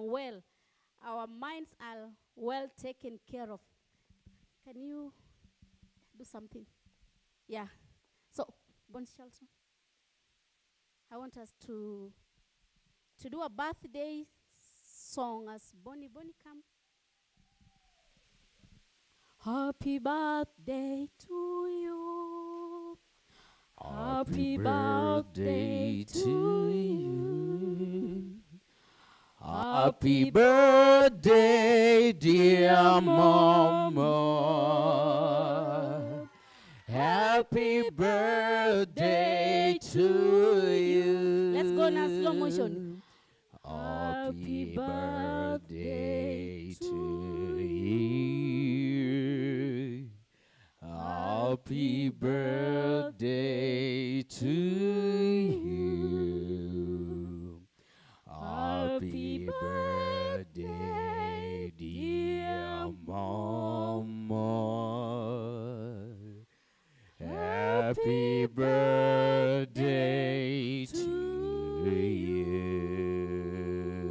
Happy birthday to you. Happy birthday to you. Happy birthday, dear Mama. Happy birthday to you. Happy birthday to you. Happy Birthday to you. Happy birthday, dear Mama. Happy birthday to you. Can we know how old she? How old are you now? How old are you now? Yes. Happy Day, dear Mama. Happy birthday to you. May you continue living long, Mama. Long live, Mama. We love you so much. Can you say a word, please? I'm overwhelmed. Thank you for the love. God bless you all. Thank you very much. Thank you. So, Ladies and gentlemen, tafadhali, let's have a come up front. And I want to invite all the ladies. I'm inviting all the girls, as she said, to come and do this with her. Happy birthday, dear Mombo. Can you sing in that key? Okay. Happy birthday, dear Mombo. Happy birthday, dear Mom. Happy birthday, dear Mombo. Let's sing, dear Mom. Happy birthday. Happy birthday. Happy birthday, dear Mo. Happy birthday. Happy birthday. Happy birthday, dear Momo. Thank you so much. Many years, may you live so many. May you live so many years. So many. Happy birthday. Happy birthday. Happy birthday, dear Momo. Thank you so much, and I want. Okay. Yeah. I'm gonna usher so that she can take us through. How are you people? Work without play.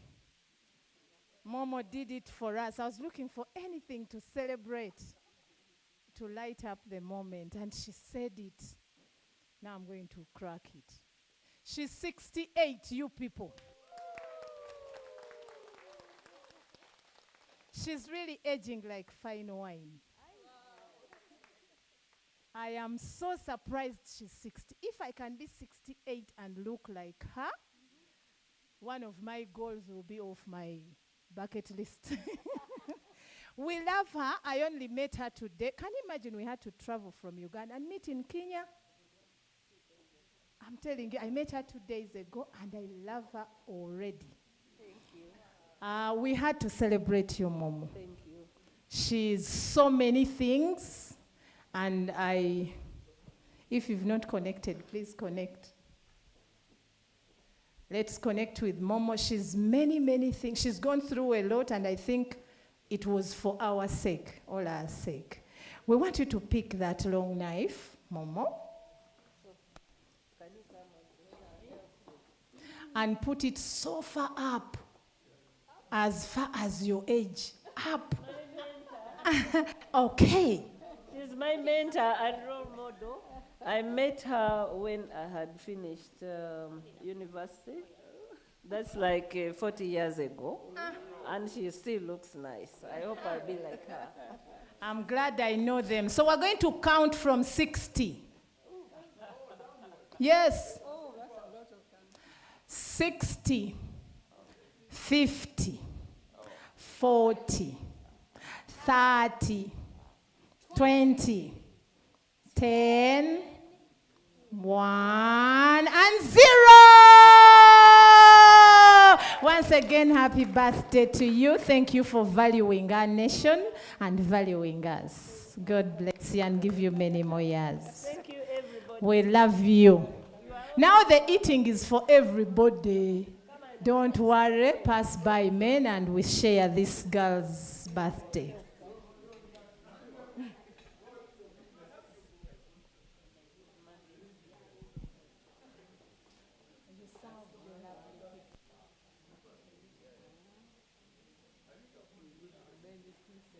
Yes, let me help. Oh, yeah.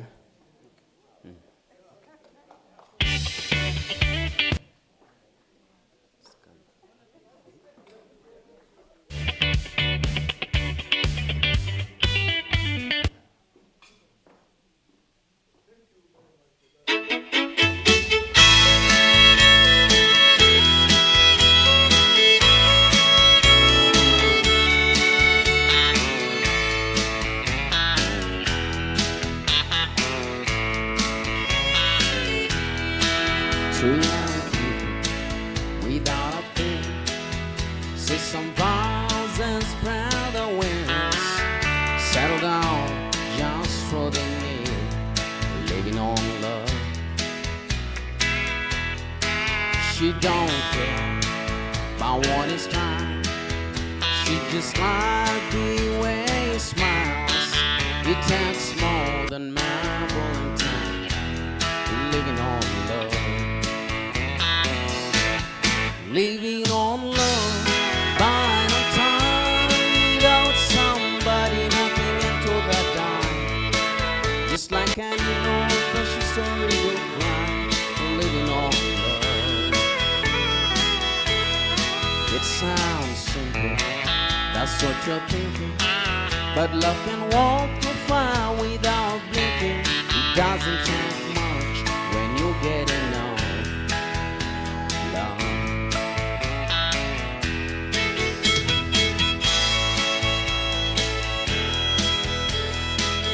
Living on love is what we want. May you age with grace.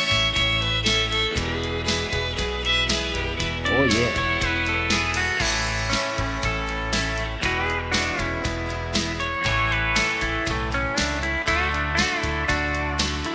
Thank you very much. As we have the cake, I want to bring to us a panel that we have for the next 30 minutes as we head for our lunch. We can have our seats.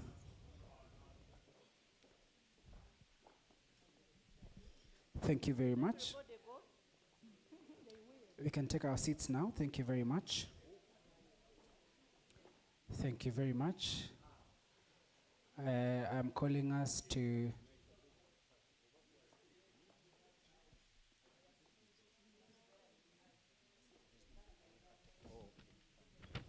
all right. So ladies and gentlemen, kings and Disconnected. queens, boys and girls, at this point I want to bring to us the next panel discussion. I want to invite to stage the Akmanrite, His Grace, Dr. Kennedy Obondi, who's the current chaplain at Mongori Senior School, to speak to us on reimagining Africa, the religious perspective. Ladies and gentlemen, Dr. Kennedy. Dr. Kennedy. Let's have Dr. Kennedy on stage. Let's clap for him. Up next, ladies and gentlemen, I want to introduce to you Justa Kagendi, who's a teacher of English and Literature at Mangu High School. She is the co-founder of Bloom Bells Charity. She's going to speak to us on reimagining Africa through the lenses of community development and children empowerment, based off of our work and her experience in mentorship and community development. And then next, we will have Christine Mugaba, aka Big Mommy from Uganda, and she will be talking to us about mentorship and system building, ensuring that we have sustainable ways in which we are establishing our growth. And the panel will be led by Dr. Evans Tabengwa. Daktari, I want to bring it to your attention that please, if this can take less than 30 minutes, we will be very, very grateful. If we can be very precise. Thank you and welcome. Thank you, MC. We can clap for him. And I know that after people having a cake, they have been dancing, and you have Mugole still enjoying. We don't want to disorganize Mugole's moods. So you'll be sure that we can have this as brief as we can. Okay? Karibuni. Yes. Okay. So of course, making inference from the discussions that we had yesterday, we're now looking at mentorship and systems building. And I'm happy that we have a diverse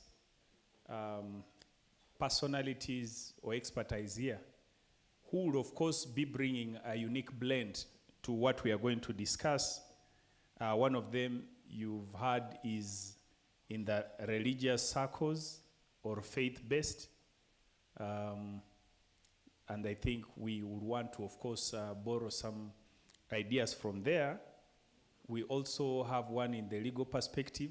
I don't know whether she wants to dive in the space of legal or, but we shall see. And then the third one is in a high school setting, of course, where we have our young ones. Possibly we shall be able to learn a lot from you.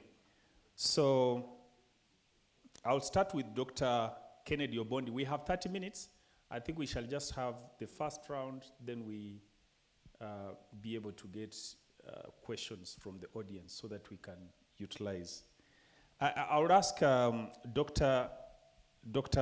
Kennedy to start with. Now, when we talk about mentorship and systems building from religious perspective, in relation to what you have been doing, what does this mentorship and system building mean to you in the religious circles? Because here we are talking from very many different circles, but I think now this is the first time we are getting somebody grounded in that circle. You can be able to bring that out and maybe also be able to paint what we need to do in order to mentor a better generation and build systems that can hold our society together. Karibu. Asante. Good afternoon, everyone. Good afternoon. Actually, I want to begin by making this statement from the religious perspective, that the highways of history are strewn with the nations that forgot God. When you look at the wreckage of nations, which forgot God, there's nothing much that they have done. That we are here today reimagining Africa, I want to say that Africa stands at a defining moment in its history. The continent, as it stands today, possesses abundant natural resources, a youthful population, which I'm so passionate about to work with and for with them, rich cultural diversity, and tremendous human potential. Despite these advantages, many African nations continue to grapple with poverty, corruption, conflict, unemployment, poor governance, ethical decline, climate-related changes, and inadequate innovation ecosystems.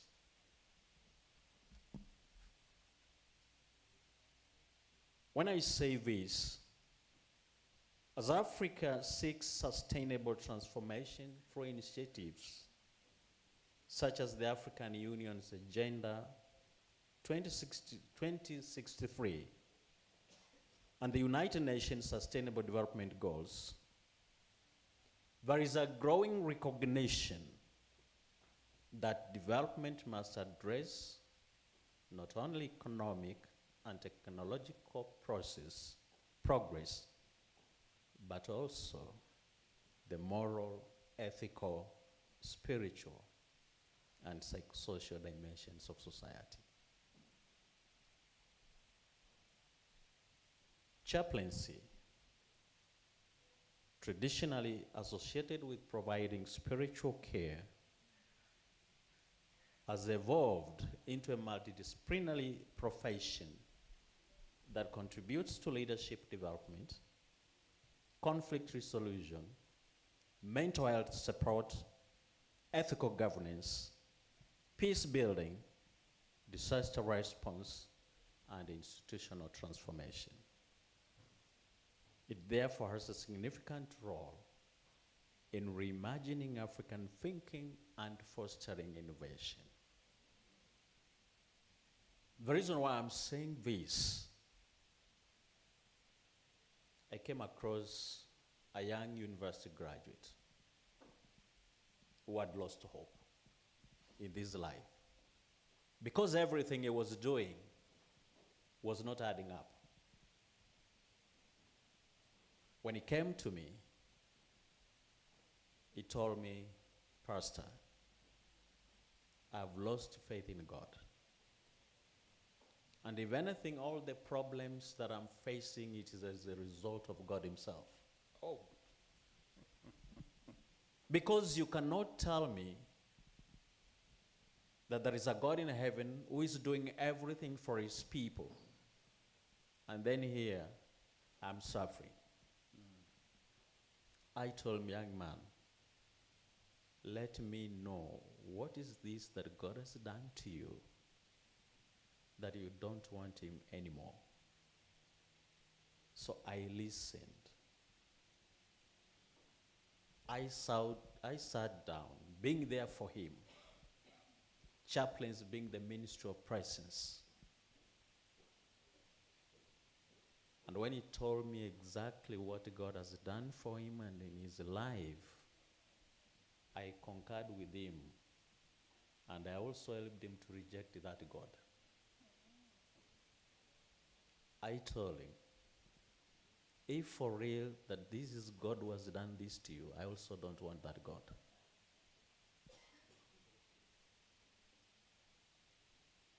After he finished talking, I told him, now it is my time. I also want to tell you about my God and what he has done for me. I told him what God has done for me, and I have seen his hand, how he has led me in the past to the present. And then I told him I have no reason to fear for the future.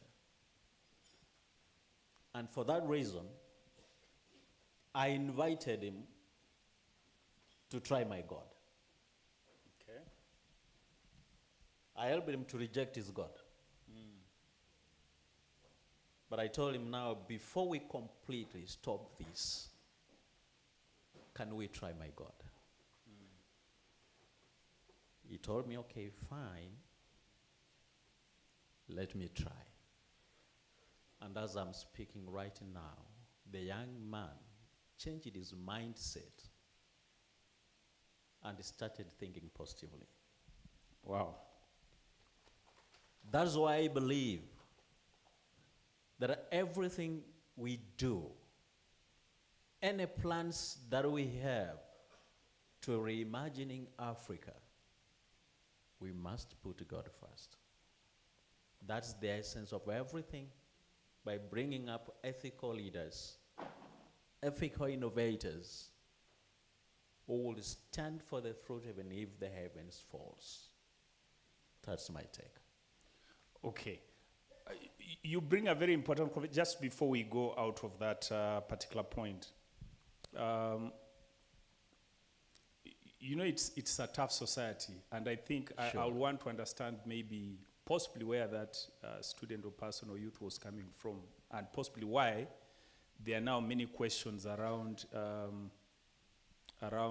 religion, or sometimes why people do not understand. And I want to know how, because now when you talk about innovations, when you talk about solutions for Africa, maybe many people are seeing wars, they are seeing poverty, and they are wondering how God is able to help. And especially now in our African setting, there have been voices, I don't know if they are there in Kenya, where people have been saying people are spending more time praying and whatever, while people the other side are, you know, I don't know if you have seen those videos. They're there. Now that you are a man of God, I would want you to be able to harmonize those two.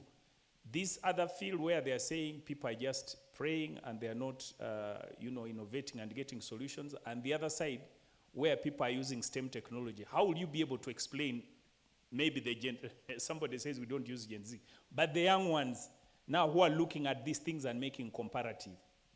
Yeah, because we are talking about the 6 senses, and then we are talking about the subjective where you cannot be able to measure. How do you advise young people? Actually, I will answer that in a very simple statement. Faith and reasoning must go together. Okay. When you have only reasoning, you become a pessimist. And when you have only faith, you become a fanatic. Okay. So these two things must go together in order for us to balance. Thank you. What we are saying here. Don't even add any other thing. I Thank think that you. is a powerful one. So, you know, like you will get somebody who is like, oh, my God is handling everything and is doing nothing here. Yeah. And then you get somebody who is seeing results and is thinking that these things are just happening, so I have to completely disregard faith. Thank you. Thank you. Thank you very much. Yes, Madam Council. I'm seeing you have a number of items there. Do you want to, you know, paint your picture in relation to the theme that we have today? Yeah, thank you so much, moderator, and thank you so much for sitting there and listening to us. There are a few things I wrote out here, and they are my personal experiences. We have been geared already towards taking the first step, being resilient, we've been armed to start a life towards changing Africa, right? And I wanted to slow you down a bit and give you a few basics that you have to go with as you attack your next move. What next in our lives? One, I have realized that as we run with these visions we've written and attack the world with all this vigor, we will get to the field and get a little bit slowed down by life. As you run with this vision, you realize you're everywhere and sometimes nowhere, and you'll get frustrated, like the pastor explained, a young man. So I have been at that place when I was young, and this project is kicking off. This one is under construction. This other one also needs your time. This one also needs you. And I have a personality of do it by self. For a long time, I was a do it by self. And I suffered. Because you can't be everywhere. So I've learned along the way that as you run with the vision, clone yourself. Today I can ably tell you, train people like you. Identify potential, train it, coach it, and have a little trust in them to run where you are not. Otherwise you end up tired, ineffective, sick, stressed, and depressed, everything that you never foresaw will be with you. So I say, mentor people. You are not supposed to run this race alone. There are people you're supposed to carry along. So mentor them. Identify potential, train it. Some are untrainable, but at least attempt to train them. Some will not even understand you, but please make an effort. All of them cannot misunderstand you. Put up systems. You need backup. Put up systems that can run without you. I have been fortunate and unfortunate that I have a mindset of home. I come home. My husband had an opportunity to stay in US, and we had to come home. The temptation was there, but we had to come home. So most of the things we do them at home. And you have to be off for 6 months. What happens? You want to come back and they're all dead? No. You want them to run. Of course, they will not run at 100 or 80, but at least let them run above average, 60, 50. You have to train people. You must trust them. You must accept to be robbed sometimes. That is also part of your journey. As we run with these projects and missions, sometimes it will not do what you want it to do, and it is okay. Do you know when we have plans, we have plan A, plan B. Do you know they go up to Z? Hey, why are you aiming at only plan A? Where is room for plan B? That is what is going to drain you or stress you. You must have a backup plan as you run with this project. And why do you need that? Because your mental health. Your mental health is very crucial in this run. Your health, you're the engine of this project you're giving birth to, right? The engine needs servicing. The engine will need greasing. Do you know sometimes the engine needs an overhaul? Have you ever imagined you've tried everything and the engine? I have been privileged to run about 7 companies at a go. I can't tell you I won at all France, but I won above average, and I learned that being the engine, if I am stressed, the car will not move, right?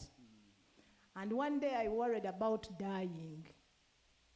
And it helped me a lot. I said, now if I am to die today, what will happen? So I sat down and started writing. Okay, they will forget I even existed. They will forget I was here. They will forget these were my children. So I've got to live. And then I assessed what would happen if I died. I would lose everything.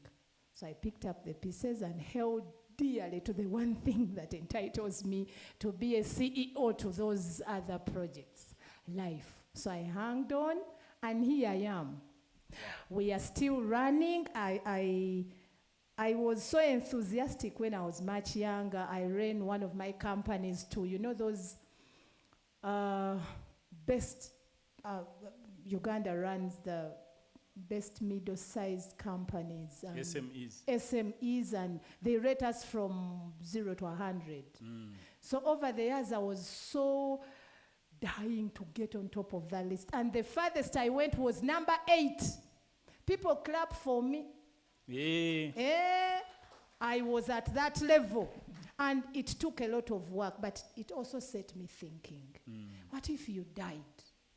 So as we run with these visions, let's hold others with us. Let's delegate. Let us find time to refuel so that I can be in Kenya I'm actually going to be in Kenya for 2 weeks. And all of them are still running, and I eat, drink, play, go to jacuzzi, smile. Don't forget I'm still a mother and a wife to a very demanding husband. But I can still afford, I can still... That Professor Deo will come and give us details. It's a big project, and I do it with a passion. So I can still eat cake and enjoy life. So as you run with these visions, remember you're still a human being and you're still alive. Service your life. Find time to smile. Find time to play. Find time to dance. Wow. You will not be the alpha. You will not be the omega. I was sitting next to Dr. Chigos, and I said, this woman needs to tell me everything she's done in her life so that I know how to smile like she smiles today at that age. There's another idea that came. This one is fresh. It came this year. I was thinking, is there no project I can do without getting out of my bed? Hey, can't the man have piled be able to run and find its sisters and brothers while I'm in Kenya having a good time? Can't my money be sent to go fetch other monies as I am sipping a cup of coffee? So I leave all that to you as well. You seem to have a very long chain of stories, but I think you have nailed what you are saying. Is that you can't keep thinking that you will run things as an individual. To build system, you must build clones.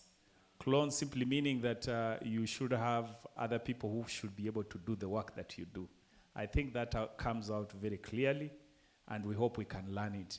Yesterday, Madame Ameria said, 68, I can touch my toes. She's saying at this age, she can eat her cake. There are many people who say, there now I cannot touch. Thank you very much. Yes, Madam Justa Kagendi, a teacher in Mangu High School. Mangu is one of the prominent schools in Kenya.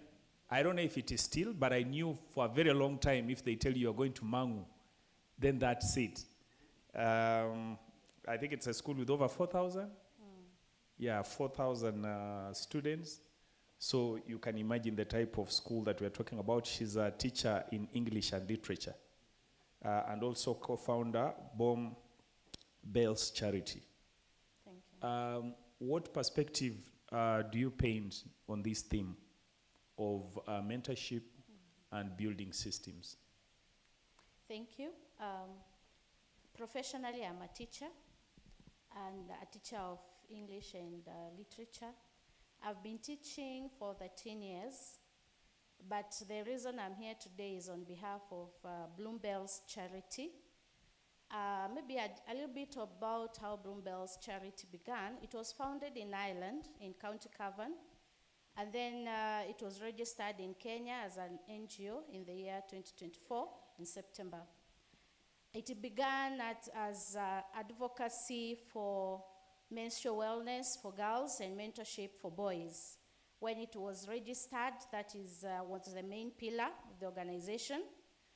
But because of the work that the organization was doing and the impact that we were creating, we were able to get more people who are willing to come and diversify our activities. And so Bloom Bells Charity widened its scope to children empowerment. And in the year 2025, in March, we introduced WASH, where we build pit latrines to schools in rural Kenya, connect them to water, and on top of course, in addition to providing menstrual wellness products. We later introduced a feeding program again in the year 2025 in second term. The feeding program was sponsored by Sycamore Lane in Ireland, and it is still going on. We began feeding 3 schools in Tharaka-Nithi, then added 3 more schools in Homa Bay County. Later, we added 4 more schools in Tharaka-Nithi County, and now they became a total of 7 schools, and 3 more schools in Homa Bay, making them a total of 6 schools. While we were doing that, there was a need that was very clear that our funders were able to see that the children that we were supporting in the rural areas are so much lagging behind in terms of opportunities. They are not able to compete fairly with the children who are learning in urban areas. And so one of the gaps that was identified was access to digital tools, and that's now where Bloombells introduced the 4th pillar of digital literacy. And early this year, at Rosian International, the Meru chapter came on board to support the digital program. And we are still in the young stages of rolling out. And that is why I was asking that question earlier on the best tools that can be used to advise these young children, the junior secondary students as they leave or join senior school, on the digital tools that they can use to empower themselves, become innovators, and create things so that when they leave school, it is not about looking for a job, it is not about we can't find a job, but rather what they can also do for them. It was very interesting in the morning to have the youngest CEO here. He said he's the CEO and founder of, I don't know, it is a clothing company. And I imagine it is because of the opportunities they have access to. Correct. And so our thinking was, if we expose these students to those opportunities, then they also don't have to wait until they are 40 to become CEOs. Okay. They learn of the gaps there and how they can fill them. Okay. Yes. I think that's a very good story. If you would summarize those key things, maybe 2 or 3 things you say you have done well, or you have, created impact in the space of what you're doing. What are those things you will tell us you've been able to do with those students that, that they're able to do better? Now, as far as empowerment is concerned, we have a learning program called Bloom Gardens, where we bring these children together at the end of every term. They socialize, they share stories, and they are able to speak more confidently, where we break these barriers of stereotypes and making them feel so inferior. We have also introduced the cultural exchange programs, where we have students, last year, a student from Ireland coming to Kenya and spending some time with students in the Tharaka-Nithi, in the rural areas. That really encourages them. So we've built what we call Bloom Gardens, and we have all sorts of inspirational books for these children. They're like real gardens? Yes, yes. Okay. So you read like a story, for example, and then there's a seed that you plant, there's a take-home lesson that you've learned from that. So these children learn to believe in themselves when they're very early. They're exposed to stories that require them to think and make critical decisions. Okay. I think one thing maybe I would like to point out as I end is that are there challenges that we face while implementing this? Of course, they're there. And the most one is somebody was talking about the political angle and how people politicize everything. There are some communities that will refuse this help, and they feel that they don't trust that you're bringing them food in schools. They wonder, where is this food coming from? You're taking sanitary towels to these girls. There's, that stigmatization that you cannot afford this, and somebody has to, give that packet of pads to you. Those are some of the challenges that we are still trying to... Oh, they feel like, you are undermining us? Yes, or? yes. Okay. And there's also something, Tabingwa, you mentioned the other day, and I think people did not really believe it, and I would like to echo it. You questioned on the transition levels of, let's say, primary school to secondary school, and perhaps even to higher institutions of learning. And I want to bring a reality here is, there are so many students who don't progress from primary to secondary schools. Okay. There's what the government would want us to believe, because of course they want to protect their name. But the truth of the matter is, go to that village in Tharaka-Nithi, look at how many students sat for the KCPE exam, and then literally go to that school. You'll be very surprised. And this is creating circles of poverty, vicious circles of poverty. That if we don't come in, then what we are trying to do in this today, reimagining Africa, without us empowering these children, we are creating these vicious circles of poverty and we cannot bring that change. I don't think you can say more because, I mean, now you are in that space, and if you are able to go against that statistic, I would want to believe you more. And maybe that is more realistic, because I was wondering, how do you have 100%? Certainly, you know, but then maybe those are now the statistics that exist. So we are not going against the statistics of government, but that is a question area. And maybe that's why we want to have this type of conversation, bringing you here to speak from the horse's mouth. Thank you very much. How many questions can we have, MC? Because you've told me time. But if I can have just one set. Okay. So, ladies and gentlemen, you have heard the man of God. Okay? He's been able to bring out his narrative because that is where he is. We have also had the CEO who says that, my friend, don't die in the movie. Try to create clones, otherwise you are going to have trouble. And we have had the story of Madame Kagendi from high school circles. Anything that you have learned, any question, we can have maybe 3 questions, and then we have this event closed. I can see Dr. then. Dr. Yes. Tabingo, we have a Gen Z panel. That's Okay. why I want us to not stretch ourselves too far. Okay. If we can just make our questions very precise, because we have one more panel before now we. Before we go finish. for lunch? Before we go for lunch, yes. Oh. I That's wish why you had. I've been on your neck. Okay, that's okay. I'm going to ask a very controversial question because this is an academic environment. As a matter of fact, not to prejudice anybody, I'm a born-again Christian. Born again in the sense that I believe in Jesus Christ's ideals.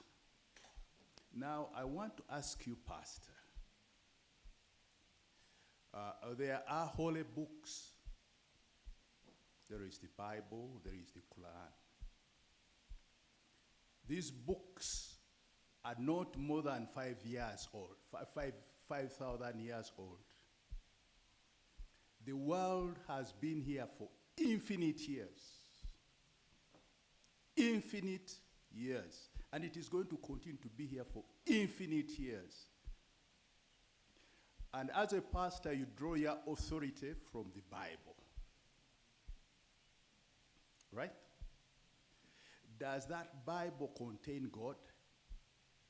Thank you very much. Okay. I knew when I saw. Okay, we shall hear. Yes, there behind, please pass the microphone. Can somebody help us pass that microphone? I want to take this chance to say thank you for the panelists. I think there is something I want to add on spiritual faith and hope, what it can help us in innovation.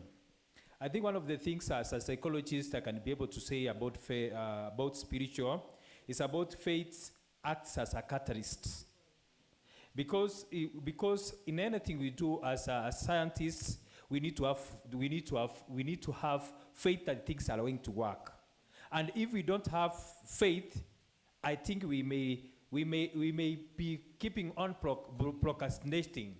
So I want to say that in our innovation, faith is going to be spiritual. Faith is going to help the scientists to believe, to have a belief that anything that they are going to do in innovation, faith is going to help them. And also another thing I want to add is about hope serves as the engine in the perseverance. Because without faith, you cannot be able to persevere. So having a Christian foundation as a scientist is going to help you to persevere. Because if you have hope like things are going to work, obvious, you will keep on trying. And another thing I want to add because of time is about hope transforms fear and also makes failure into a perspective whereby we can have psychological safety.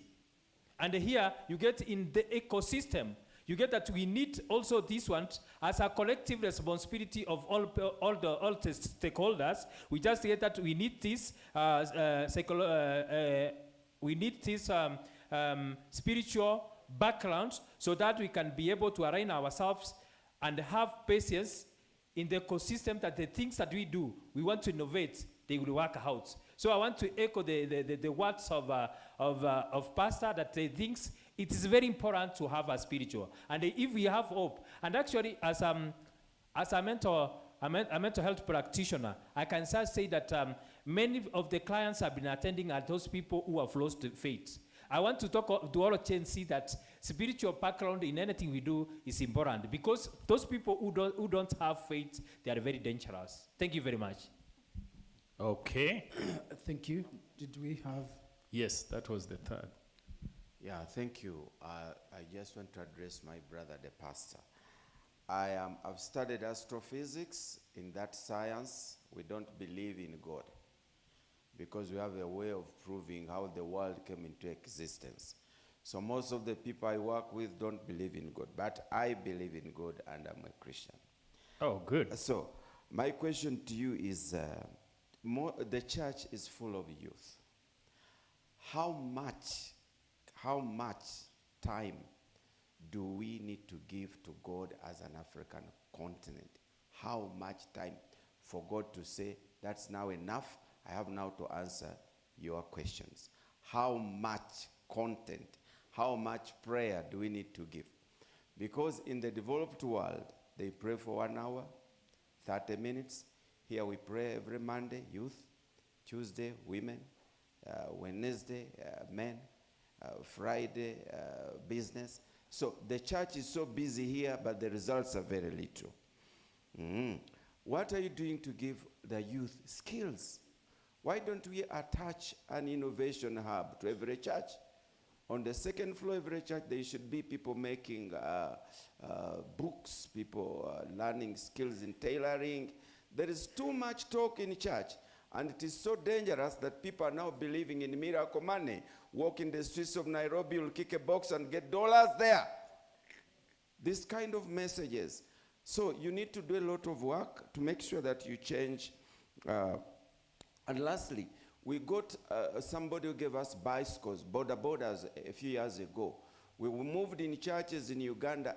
Our youth don't even have skills to ride motorcycles. Many of them don't have passports to travel abroad. They believe one day they will go. They have been brainwashed. They believe one day they will go to an airport. God shuts down the immigration officers. They go to London without a passport. This kind of message is very dangerous, my brother. Lastly, emphasize education. Education is important, whether you have faith or you don't have faith. I'll tell you, many countries which don't even believe in Jesus Christ are very prosperous, and you know that. So we must not mislead the youth, thinking that God will do things that gave humans to do. In my house, I've told my children that we should do what we are able to do, and only what we can't do is what we tell God to do. And it's the reason the Bible says subdue. Subdue means get the earth and tame it to man's use. God never gives you furniture, he gives you a tree such that you subdue the tree and make furniture out of it. And the message in Africa to the youth is very wrong.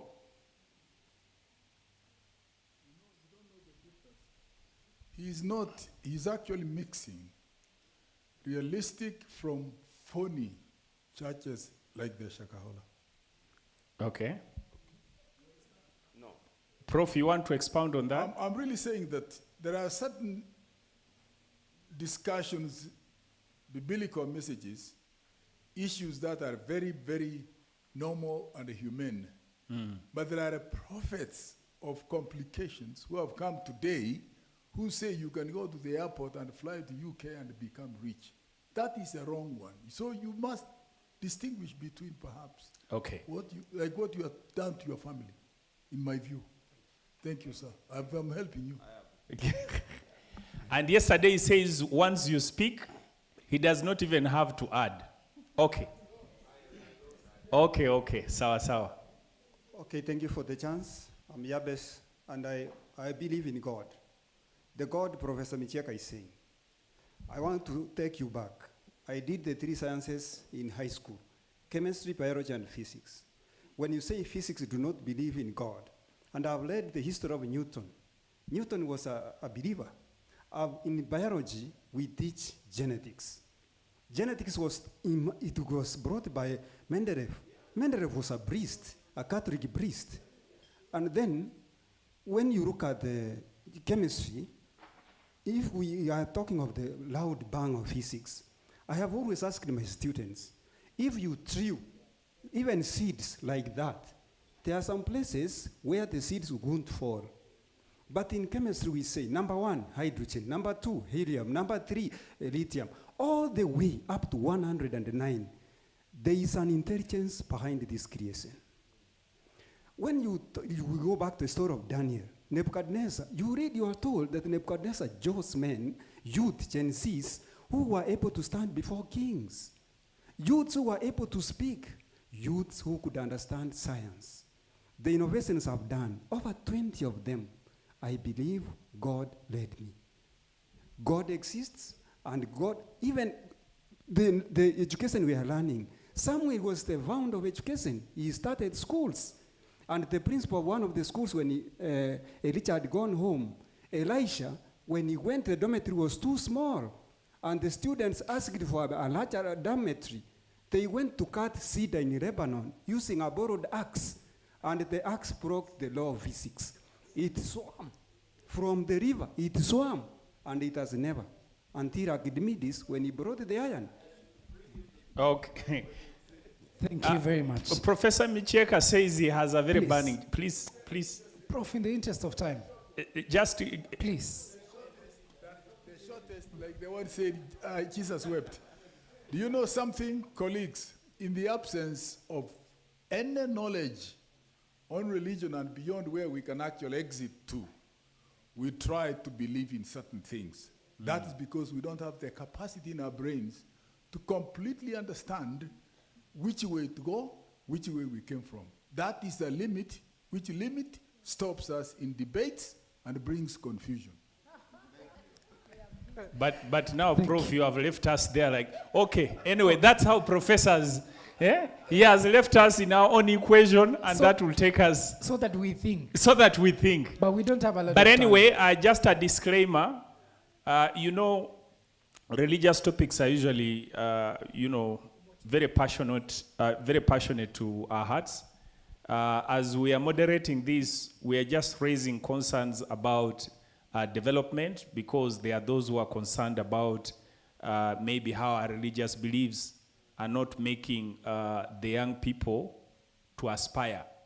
Because there are those, like they are saying, some of them are very honest conversation, where those beliefs that, it's about praying and then you are not doing anything. But so we are trying to balance. So it has nothing to do with belittling anybody's faith, but we are discussing to see possibly how can we create that change. Now, it appears like all questions are coming here, the stones are coming here. Please, as you give your parting remarks. Thank you so much, the moderator. One good thing that I'm happy about when the professor spoke in Daktari here, they first began by saying that they believe in God and they're practicing Christians. Beautiful.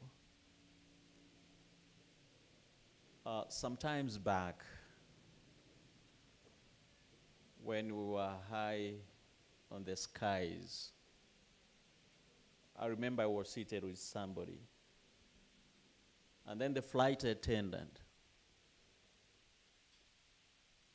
announced that there is turbulence, and we fasten our belts because all is not well. But I remember the gentleman whom I was seated with was telling me he's an atheist. He doesn't believe in the existence of God. But when there was trouble in the air, and when we were having problems, I heard him exclaim, "Oh my God." And then he's like, where did you get this God of yours from? Because one thing I know, in as much as you say that there is no God, but in your subconscious mind, you know there is a supreme being who made things to be. That in as much as I may not actually do the Bible as you said, but nature is full of God. When you look at these things, you see that there is a supreme being behind all this. I remember my students challenging me when I was teaching a unit in African traditional beliefs. After I finished, a question was raised. Pastor, you have told us about God, and now you are telling us about ancestors, and that people don't die, they pass away. You yourself now, as a pastor, do you believe in those things? It was a challenging question. I told them, yes, as an African, I belong. But again, anything that goes against the supreme will, I reject. As a theologian, I will tell you, the Bible says that the Israelites crossed the Red Sea. But as a theologian, I know they didn't cross the Red Sea. But I cannot preach that to my members. Right? But as a theologian, I know they crossed the Sea of Reeds, but not the Red Sea. But for the sake of their faith, I cannot bring scholarly issues to them. Because actually, in as much as they did not cross the Red Sea and they crossed the Sea of Reeds, but there was a miracle which was done. Okay. At least they crossed. Yes? So that's why I'm saying here, you know, even the book of Revelation, even in the book of Revelation, when John was incarcerated to the island of Patmos, where it was very hot and under the scorching sun. Yes. Then he says, and I saw the sea of glass. Now, if you ask me, do we have a sea of glass? Okay. Okay. But I will tell you for free that maybe, you know, he was crying. He had teary eyes, and it was very hot. Maybe his tears turned into glass.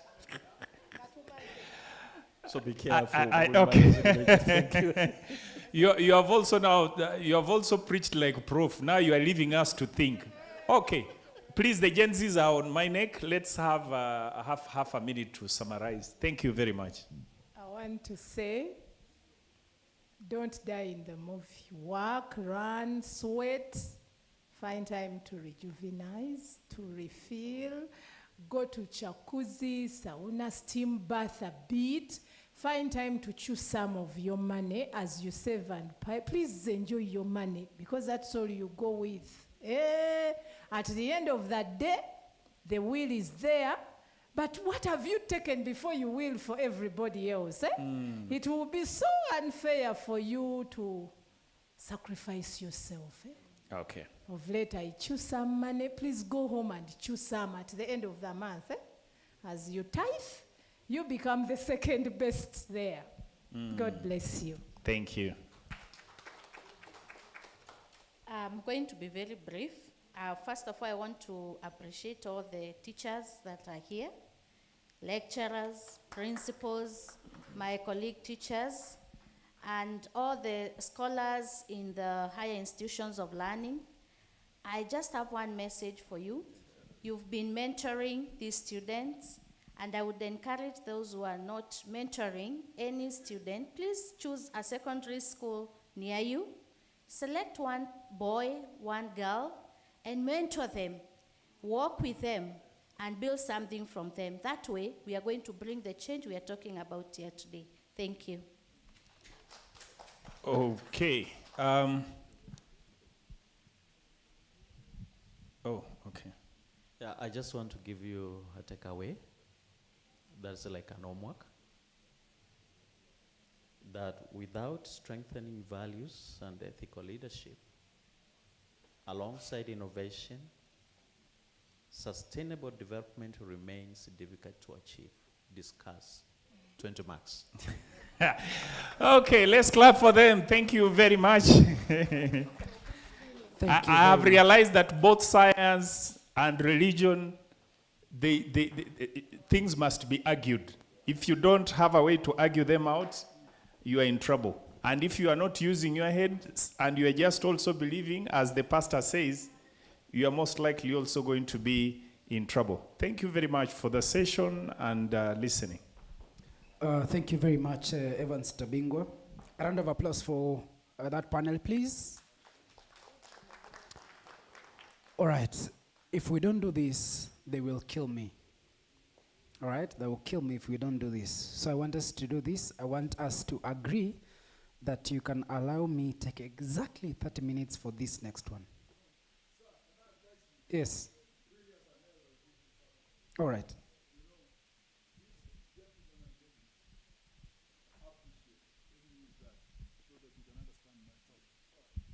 I'm not talking for myself, but really, you know, it is now 2:30. These people came not to stress. She just said it. Not to stress. Don't take them beyond a level where they can eat at 4.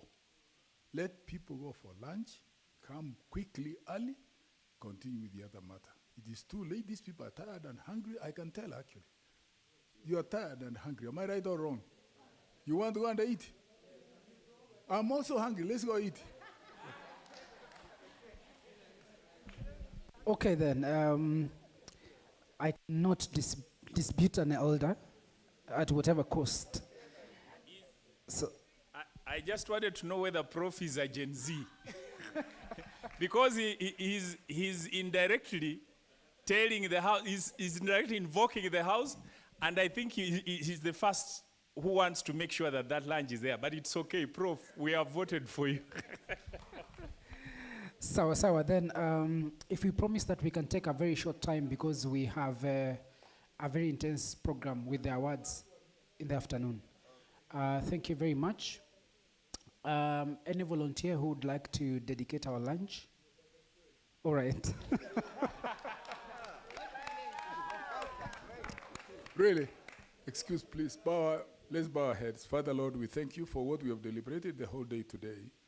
As we break briefly for lunch, let that food be blessing, nourish our bodies, and we come back stronger as we will be tackling other issues. In Jesus' name we pray.